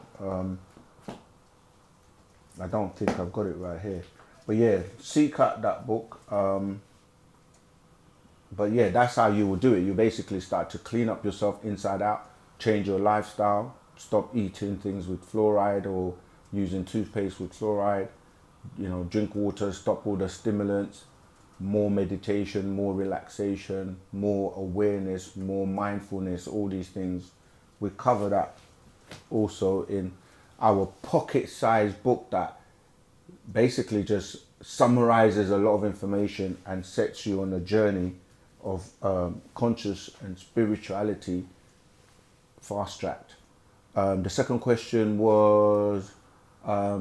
Temukasu deliberately contaminated our food, water, environment, and other means just to calcify and block the pineal gland, thereby preventing us from accessing its full potential. So my question regarding that is, what are some of the spiritual practices or other things we can do to help decalcify the pineal gland? And then the other question is regarding the skin suit. I understand from the teachings that once we transition, the skin suit. Yeah, so the second question was about the skin suit and about cremation. Yes, in ancient times when we were in our own environment, we knew that there was no danger in terms of like organ harvesting, and so certain rituals were performed, and these rituals would transport your energy to where it's supposed to go. This is what many may know as the opening of the mouth ceremony in ancient Egypt, where elaborate ceremonies were enacted, and the soul and the energy of that being was pointed directly at Orion and Sirius, where they came from, and that energy was sent back there as an energetic being. So in this day and time, because we don't have control of our burial rites and ceremonies like embalming and preparing things in a specific way, we are cremating because it's a much simpler, quicker way to protect your being, because your essence is in the bone, as in the marrow, because the blood is produced in the marrow, right? The bone marrow. So when you're buried, it takes a long time for your body to decompose, and you're still connected to that skin suit energetically. So you have to basically burn it, and you'll see in Hinduism and other traditions they do the same, because once you release that energy into the realm, the spiritual realm, then you're not really attached to the physical realm as much, whilst you're actually on your journey to the higher realm. So that's what we do now, and it's recommended because, like you say, it can take years for your body to decompose, from your hair, your nails, your bones, and on top of that, a lot of the times you're put into a casket that is very solid, and then you're put on the ground, and sometimes even cement is put on top. So it takes a long time for you to basically escape here. But I tell you something that Wu-Sabat does, which is to make you think again, right? In religion, they tell you that you have two places that you will go, right? Either you go to heaven, or you go to hell. And everyone would like to think, and most people just say, their loved one has gone to heaven. And because everybody thinks everyone's good in it, and no one really wants to think about their loved one or somebody they care about going to hell, which is an unconfirmed place, by the way. But the thing is, when people bury people, they put a tombstone and they put a cross on top of it, which basically signifies that this person is no longer here. But yet people go to the tombstone to visit their loved ones. So either they're accepting that they're no longer here, i.e. they've gone to heaven or gone to hell. If they've gone to heaven, why do you go to the tombstone? They're not there, and they go there and they talk to them, etc. So in that, a lot of people are admitting that their beings are still trapped here. They're still trapped here because they're still attached to the physical body, and some of them are quarantined here where they're not able to escape this realm, you know. So that in itself is an admittance that, you know, when you see churches and you see graveyards around the churches, they invoke these disembodied beings and souls that are still roaming the planet, and that's how people get possessed. And they call this, you know, especially in like Pentecostal churches and places like that, where they start getting possessed and they foam in the mouth, and then they start to speak what they call speaking in tongues, which is really a language called gibberish that comes about by the fusion of disembodied beings with a physical body. And that's why you get that discomfort of foaming and being thrown on the floor, etc. Then you have people who are just actors, because they say that's catching the Holy Spirit or the Holy Ghost, which is really what it is. Others just start, when somebody else starts, they start doing it, and they know they're not being genuine to themselves. It's just they don't want to appear like the other person is more spiritual than them, so they start doing the dancing, and then the whole place is, you know, having these fits, and then some are actually being possessed by these disembodied ghosts, and others are just faking the funk or acting. So another thing for you to think about. Okay,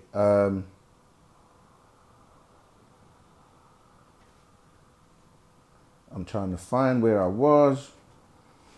What's going on with 99 chant? It's a lot of posts.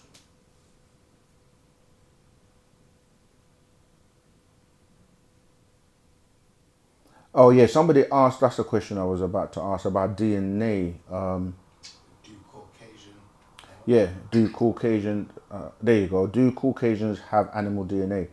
Yes, they do. And this is not even something that we come up with. You know, most of the things we teach, if you just go and do some research and study, you'll find that this is common information, you know, because they did the Human Genome Project, which was to trace everyone's DNA, and they found traces of DNA, the Homo porcine, Homo canine, and the Homo simian in their DNA. And that's, when we say porcine, we're dealing with the hog, or what people call the pig today, and then canine is dealing with what people call dogs today, who actually originate from wolves. And even in their story of Romulus and Remus, they tell you these were she-wolves and they were nursed, and, you know, go back and study that. So, and then the last one, the simian, is obviously dealing with the, what they say, the ape. Yes, so this is something scientifically proven. So yes, they do have animal DNA.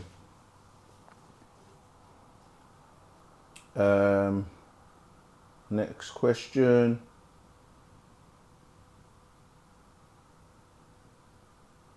Okay, the people are having a conversation.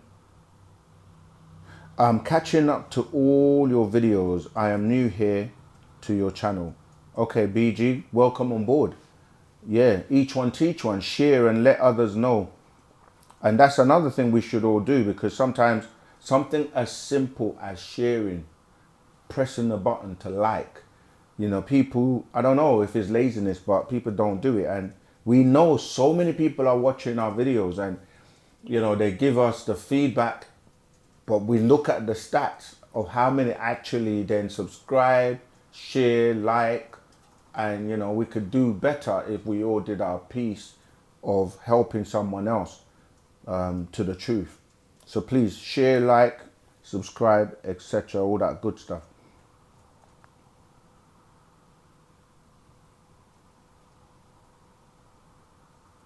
Trying to find the next question.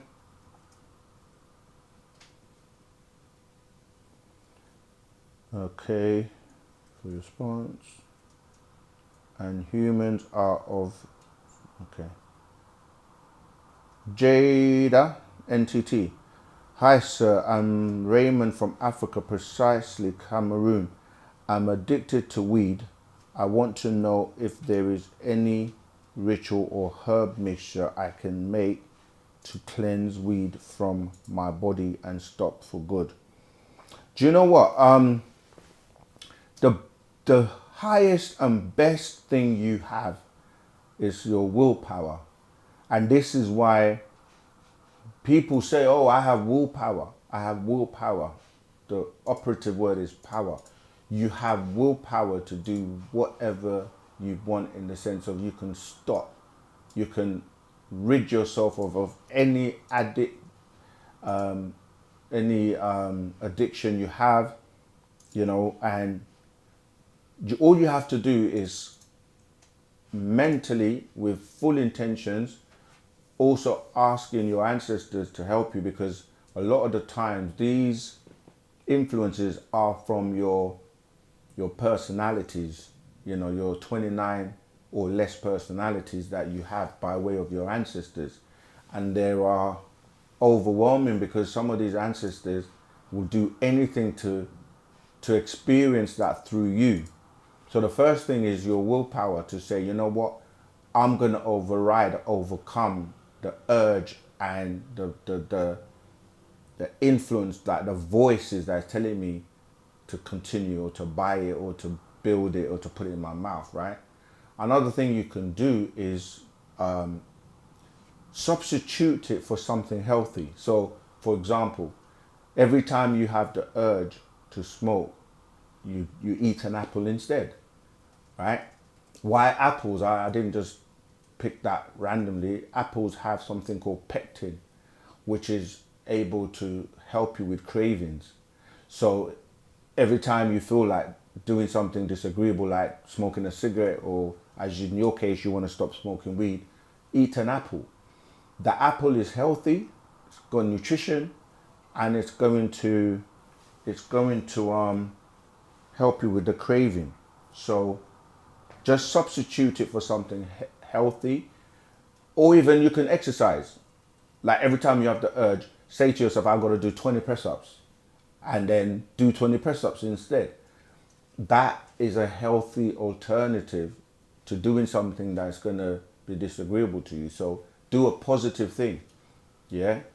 Do some breath exercises, do something else that will take your mind from the addiction. And that applies to other addictions as well, not just weed. And just do it one day at a time. You know, the people try to look at the end goal, but not taking it a day at a time. So just do that one day, you do it, you're like, yeah. The next day you do it, you're like, yeah. And you can even increase your press-ups. Like say I'm going to do 10 press-ups, then 20, then 30. So you're kind of subtly substituting something negative with something positive. And before you know it, it becomes second nature. You've just forgotten about it. And every time you're in a situation, it's like sometimes people get put in situations where, you know, if you go to that place, if you go with those people, if you visit that person, they may be the influence that's going to get you to do something you don't want to do. So don't go. Just say, no, I'm not coming. No is 2-letter word. You know, it's that easy to say no to things that you know are not going to be good for you. Well, I hope that helps you. And of course, then do the spiritual practices like the the meditation, drinking more water, because you're talking about cleansing yourself. Fasting is good. All right. Okay, let's see. I believe beings of Earth are element components of this galaxy, although other galaxies have different elemental components, although similar. You started off saying, I believe. Your belief is your belief, and nothing wrong with that. But you're right in the sense of you have to be composed of the environment you're in. That's why we have this skin suit, because this skin suit in terms of aerodynamics is best in this environment. All right. So yes, beings will be composed of elements in the environment that they're in. So I'm just pointing out the word I believe, because we keep saying to people belief or believe is one of the technology words, because to believe something doesn't mean it's right or correct. It's just your belief. Rahubat from Barbados. Hopeful Hibiscus. Rahubat. Jesse Rahubat. Rahubat. Cool Star. What does it say? I think it's meant to hold. It's meant to be holy tablets. Say Allah, best name to call upon. Yeah, in the school of religion, it would be Allah as the best name to call on. But if you go to other schools, you're gonna have Anu being the best name to call on in the Sumerian. So, but this is the same being they're referring to as Allah, Anu, and his family, Enki, Enlil, and so forth. But the holy tablets, as we keep saying, has expired in terms of certain information that has now been upgraded, because if you actually read and study the whole tablets, it tells you as it's written as it was received, okay? And then the chapter closes and we move on to more information. You cannot follow the guide or the person that brought you the holy tablets that a lot of people are so fascinated by, and then when he tells you, okay, it's time to move on, then you want to be stuck in the holy tablets. That means that you're not actually acknowledging or realizing that the person who gave it to you is the one that's taking it away in that sense and moving on. And this is what happens. People stop growing when they don't realize that it's a school of learning. So when you move from, say, Islam to something else, they don't want to leave Islam. Then the ones that are so caught up in Christianity, or when we were dealing with the Holy Tabernacle Ministries, when we move from that, some people don't want to let it go. So it's like, how far do you want to develop in terms of your being? Do you want to go to becoming a pure Etherean and have that ability as an Etherean to transcend, different matters or the levels of matter? All right, so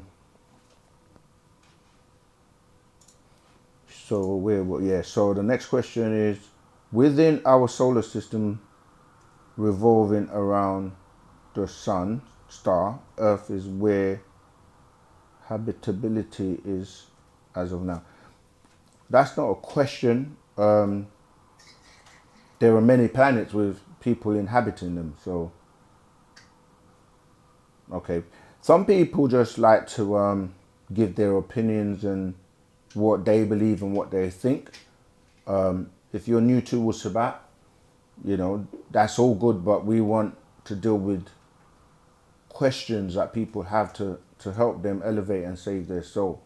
All right, so it's about people asking questions. That's why we call it Ask Us Anything.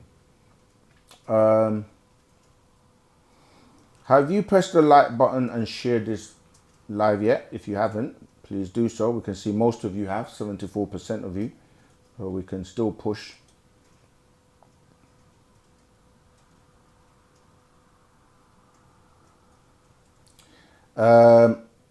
This is from Truth Magnificent. See Wise Intelligent. Are Earth animals more successful burrowing or building high? Question is not clear. Are earth animals more successful borrowing or building high? Yeah, rephrase your question for clarity. I'm not sure what you mean by that.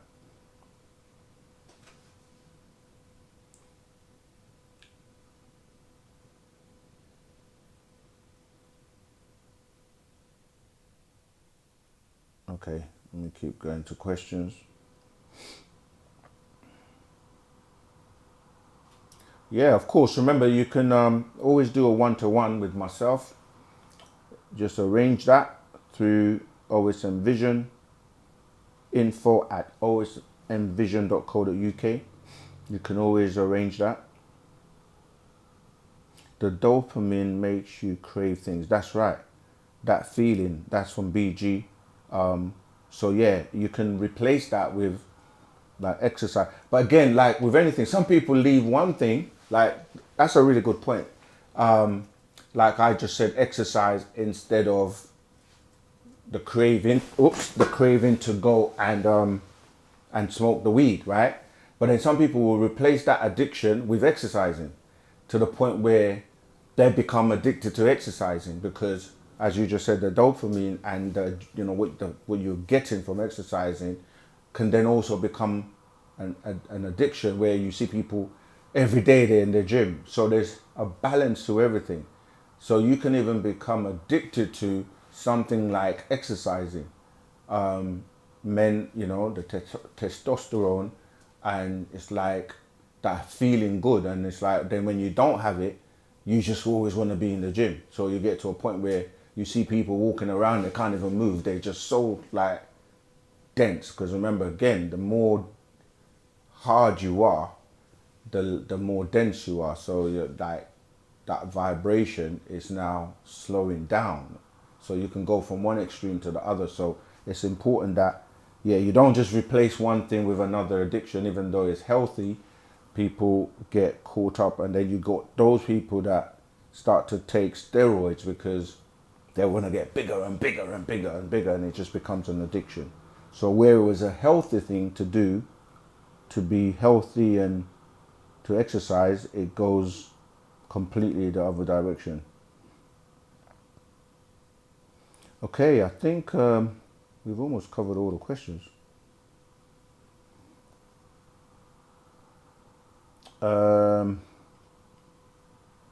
Light drug and alcohol addiction, any kind of, yeah, that's correct. What does it mean when 6 to 12 blue jays are in your yard, flying over your home or sitting on your car, as well as crows? Again, like people have all kinds of experiences, and you know we can't speak on that because you know if you're visited or beings come to you or you see, that's a personal experience, and there's you have to ask those beings, if you're actually in communication with them, like why are you here? What do you want? What do you want with me? Flying over your home or sitting on your car, as you know, it could be anything. It could be, I'm not saying it is in your situation, but people can hallucinate as well. And you know, but anyway, going high. We got a caller. Hi. Greetings, Rahubat. What's your name? Where you Can calling you hear from? me?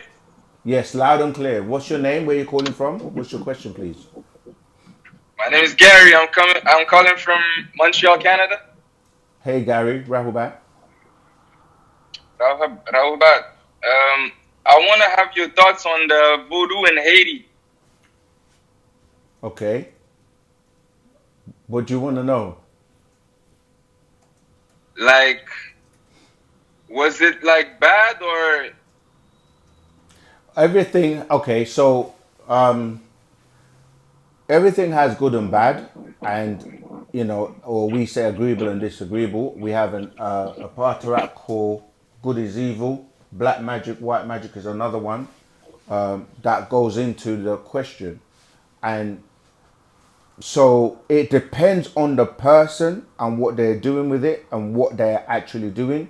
If there's any such form of blood sacrifice, animal sacrifice, or any type of sacrifice using physical things, then we don't subscribe to that. Okay? What Okay. people calling miracles or magic, a lot of that is science. So knowing what you're doing. So the word magic actually comes from magi, which kind of goes into the beings that knew the sciences of things. So in ancient Egypt, this is where the science of alchemy was taught, and it's the way you can transform things from one state to the other. And so what people are calling voodoo or obia and these terms, some people are using science in a negative way and some are doing it in a positive way to help. And the positive way is you being able to realize the power you have to be able to do many things. You can heal, you can use the power of thought and your ancestors as well. You can invoke your ancestors to help you do things. So it all depends on the person, what they're doing. And a lot of what people are looking at as voodoo today is invoking negative beings. It's invoking some of these, as I was saying, disembodied beings that are roaming around, and they will offer you things, but ultimately there's a price to pay, and that's why they will request for these sacrifices, and a lock of hair or an animal, or someone taking a part of somebody's DNA, etc., etc. So yeah, it would have to be based on the situation, the circumstance, and what is being done for us to actually say it's something good or bad. You can't just, with anything, we can't just generalize and put everything in one, do you know what I mean? Like paint everything with the same brush. So it all depends on who's doing it, why they're doing it, and what methods they're doing, and what the results are. So we do have those two pataraks that I mentioned, black magic, white magic, and what was the other one I mentioned? Okay. Yeah. So yeah, if you haven't read those, seek those out. I'm and I trying to see if I can find and them. I want to know too, my friend, how do rocks have souls? Because you say like everything have a soul, right? No, you're misquoting me. This is why it's important to study. I've never said rocks have soul. I said they have spirits. Yeah, Everything yeah. has a Sorry, spirit. sorry. Yeah, not souls. That's why the point I was making is that rocks don't have souls, because people that don't know the difference between a spirit and a soul, they think is one and the same thing, and they would say two different words but think is the same thing. So to differentiate the difference between the two is why I expressed that rocks, animals, trees are alive and they have a spirit, but they do not have a soul. Is that clear? Yeah, but can you like explain the difference between the two, Of course. You have please? if you see a rock cannot move and dance and cry and have emotions, can it? Okay. So the difference is that connection, that emotional you, to feel and be able to, as I said, like I use dancing because music and vibrations and tones and the ability to be able to move in rhythm is what having soul is. This is why we were distinguished and referred to as soul people. And we had soul music and soul food, and everything relating to us was with soul, because we had that ability to move with the rhythm of life, you see. So That's the differentiation between something having a spirit, because it's vibration. Everything oscillates. Everything is made up of atoms that are vibrating, and atoms, when you go to the center of atoms, when you go deeper and deeper, it's a energy. It's like a block of energy, as opposed to people looking at it from the way it's depicted with like a proton and a neutron and the electrons and stuff like that. That's just to give you an idea of what's going on, but really at the center of that is Okay. energy. All right, Okay. I have another question too. go ahead. Um, who was first, like the Sumerians or the Egyptians? The Egyptians. The, Okay. Okay. And do you know about the Tainos? the what? The what? Sorry, What? I didn't hear what you said. The Dainos. What is that? Yes. So what is it? It's like an ancient tribe that was in Haiti. How do you spell it? Tainos. Tahinos. Tainos.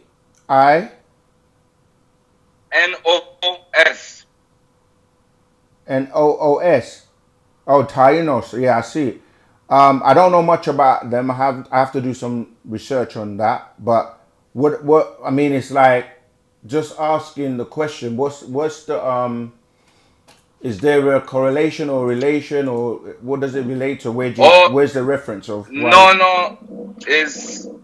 It was just to know if you had like thoughts about it, like some information about it. Okay.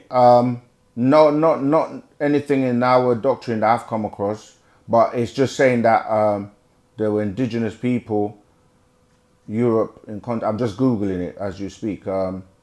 Yeah, I'll have to do a bit more research into it, but no, I don't really. But it's like just asking me, do you know information about any tribe on the planet? I would have to do, unless there's a significance or relevance to something, then I would have to look into it. But what I'm getting here is saying the Okay. indigenous people inhabiting the greater Antilles and the northern present day Cuba and Jamaica, Hispanics. But yeah, I don't have anything significant about them, but I will look into it if you would like me to. Oh, okay. It's okay. It's okay. And why you say like some book is outdated information? Because things evolve and change. It's like what people knew 20 years ago. Okay, right now you have a phone, right? A smartphone. Yeah. So why do we have a new phone now, but we started off with phones that were not smart? Because the technology increases and improves and evolves, and you get to have more functions with more functionality of what you can now do with this phone of today than the one before. So if you read books that are outdated, they're books that might be telling you that the earth is flat back, a long time ago. And with scientific discovery and more information, they'll find out that, okay, it's not. Or like they were giving you a particular type of prescription or medication for something back, years ago that doesn't work. And now you found a better cure that actually works. So books, information changes all the time based on new discoveries and clarity in terms of technology being able to make things more possible. So yeah, information, back in the day they used to burn people, calling them witches because they had certain abilities, so Yeah. things change. So you have to know that the one thing that's constant is change, and if you're not changing, you're dead, because you're remaining stagnant. There's new discoveries all the time. Does that make sense? Okay. Okay, that's it for me, Second. Thank you. You're welcome. All right. There's a question from April, if that's the next question. Yeah, is the sickle trait related to any of the being you have taught us about? Well, it's related in the sense of the genetics of the blood type. So with the mixing, a lot of the issues we have, as I was saying before, is foreign because you know the blood or the mixture between the Europeans and the Adamites into Nagaru and extraterrestrials coming here is how we got the negative blood types, because prior to that, like prior to the raping and the mixing and stuff like that, there were only pure beings, as in the Pataites, in what we refer to as the green zone, known as Nupu. And then it's only when these mixtures came in by way of foreign invaders, there was a separation where a zone was created called Zupu, which was the red zone, to contain and quarantine beings there. Excuse me. So even when you read, say, the books of Leviticus, read the whole book, but if you read like Leviticus 13 and so forth, it explains about how leprosy was, rampant, and they had to be quarantined. And then you read it, the priest had to tell you who was clean from that. It's like what happened with, say, the COVID pandemic, where people had to be, segregated and quarantined, and then if you didn't have it, you would be okay. If you did, you had to stay in particular areas. So these types of things were going on. So yes, the blood mixtures is how a lot of the diseases and things came about, because as we just explained, some beings mixed with animals and produced, like for example, syphilis and gonorrhea, and these diseases came by way of the mixture with animals, with the practice of bestiality, and then people then mix that with other people. Even when you look at like mad cow disease and certain things that in more recent time, is because people were catching these things from the meat they were eating or mixing with animals, so yes, you're right that it is related to beings. Okay, let's keep going. Someone, who's that? JT3. Where do Caucasian people come from? When we say Caucasian people, a lot of times people generalize and put everybody in one category. What you're calling Caucasians are actually specific species that came from the Caucasus Mountains. That's where the word Caucasian come from. But then you have different species. Not everyone that you might be calling a Caucasian is the same. Just like even what people call black people, they're different species. There are 9 different species of Nagaru or Negroid. And so when you look at, you've got Adamites. Adamites are specific, that came about like 6,000 years ago. But prior to that, you had the Fulgorods, and you have, when we say Vikings, we're saying 6 kings or 6 clans, where you get like the different types. You've got like the Nordics, you've got German, you've got Sweden. They're different types of people. So you can't just group everyone, but generally the ones we say Caucasians, you're talking about beings that came from the Caspian Sea, from the Caucasus Mountains, okay? So it's important to realize that. Can't put everybody in one, and there's been so much mixture that just looking at a person's skin suit, it's not going to tell you what they're really composed of. It's more about their DNA. Because you can look at a Caucasian that has dark eyes, dark hair, that's showing you that they've been mixed with a Negroid, you see. So we call them sub-races. And so yeah, on the planet today, you can look very, very black, and that doesn't mean your DNA is healthy or that you are more. We can't judge people based on just the way they look or the color of their skin. And this is where we have to transcend that whole racism thing, because there are actually no white people and there's no black people, and it's just a crazy thing that separates and divides people. It's really about your DNA, it's about your actions, and it's about your intentions. And you can find good people in all races. You can find bad people in all races, if you want to use those terms. All right. Rahubat, I just want to know about animals. Is it true that they used to talk? Well, that's why we question things like in the Bible where they're telling you there was a talking snake. Till this day, there's never been any proof of a snake that can talk. Parrots can talk. We know that. They have the ability to say a few words. You see this all the time. So yes, the parrot, for example, has been proven to be able to talk, but not snakes and not other animals in terms of when you say talk. Earlier on, I mentioned about dolphins. When you say talk, there are forms of communication that they use, telepathy, as I was saying, tones, vibrations, frequencies. So you can communicate without talking, you see. So yes, in that sense, but not as in having a larynx and being able to talk. I read from that when the first people or women were able to talk from the language of time, it was an actual operation or a scientific experiment that took place for them to receive that FOX2P gene. That's how they were able to speak, and it was done by these higher extraterrestrials. So it was actually an operation that took place before they could speak. So yeah,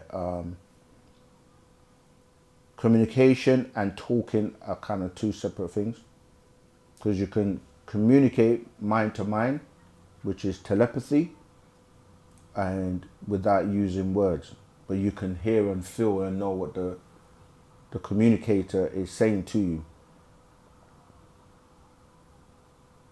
Hi, do you know anything about the kids in tunnels? That's a very broad and vague question. Is there an alternative? Rephrase that question. Where's the source of this information and where is it coming from? Which kids are we talking about? Which tunnels are we talking about? So that's for you, Nelly. Maria, is there an alternative hot drink to coffee, tea and hot chocolate alkaloids? Yes, there is. You can have decaffeinated stuff that is... You can have natural. You can make up your own hot drinks, like with. I don't want to say something because sometimes but there are natural things like oats and many things you can actually make hot drinks from. Even that cocoa is not really chocolate. Cocoa becomes chocolate when they add a lot of sugar and other stuff to it.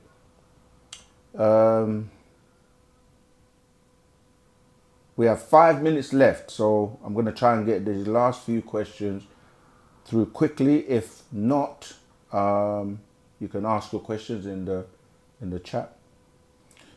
To touch on the question about voodoo, if the Haitian defeated the European race in their country, why do they come over to America? Why do they come over to America? Why do who come over to America? The Haitians. Because people believe the lies or the dream, the American dream. More opportunities, they think they're going to have a better life, etc., etc. But people are moving around all across the world now, and the thing is, people actually think that the grass is green on the other side, right? But yeah, that question is not even that fully clear either. So if this is life is an illusion, how do we get out? It's an illusion in the sense that the way you've been taught about it and what you think you see, like I gave the example of things appearing to be solid, but they're really held together by minute atoms. So how do you get out of it?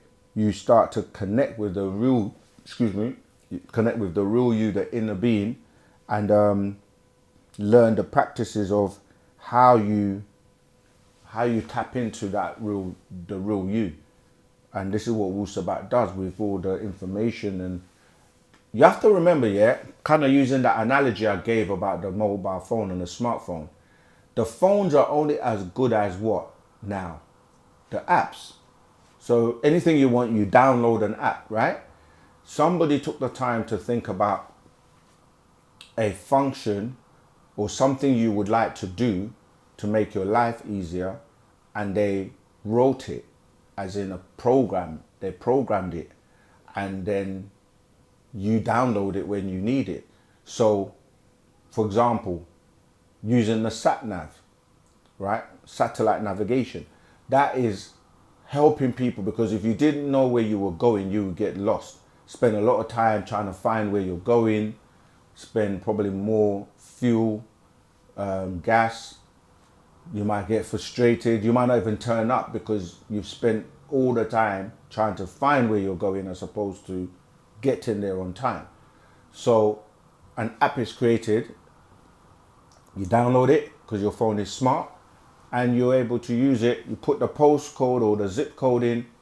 It takes you to where you're going quicker, more efficiently and more productively. So there are literally millions of apps. You can have an app to do your banking, an app to do your whatever. So information is only, or data is only useful when you transform it into information.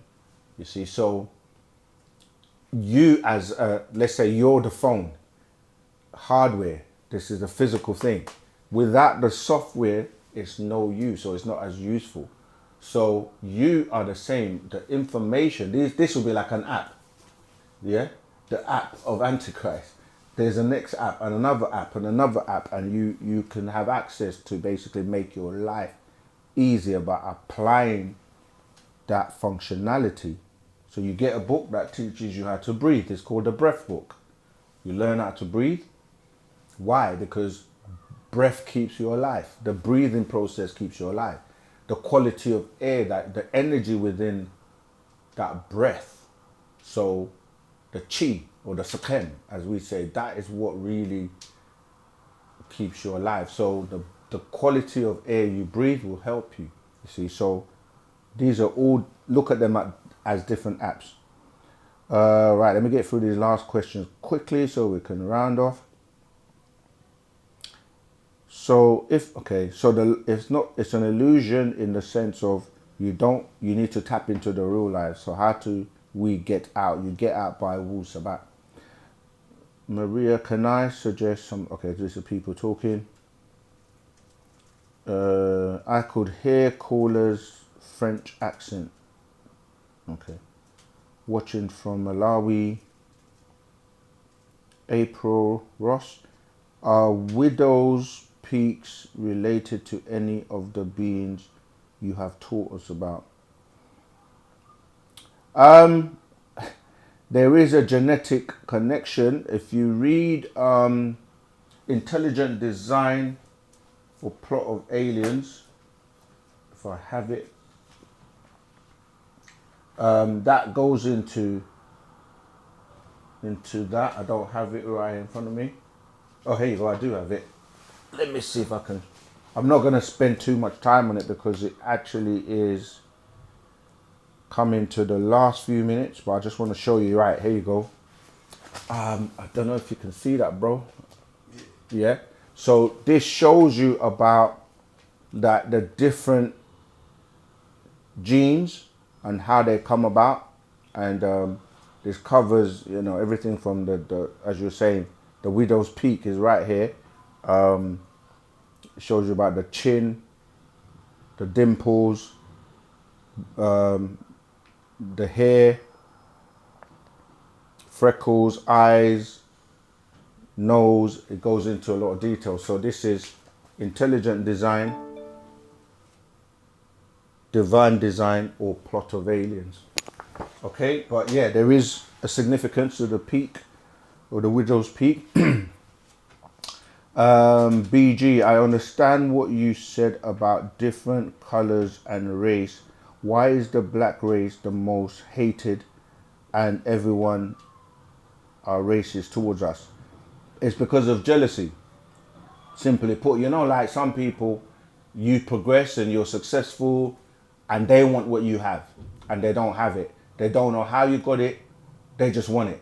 But it takes time and work and energy and effort to put into something to get it. So a lot of the times people envy and have jealousies and they just, you know, they don't express it very well. But that's really the root of it. Or enmity was put between the woman seed and the serpent seed. A better question: what was first, white light race? What was first white light race?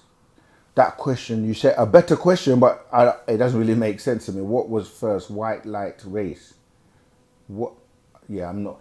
Light comes out of darkness anyway, so I don't really fully. We're gonna have to pick that up, I guess, in the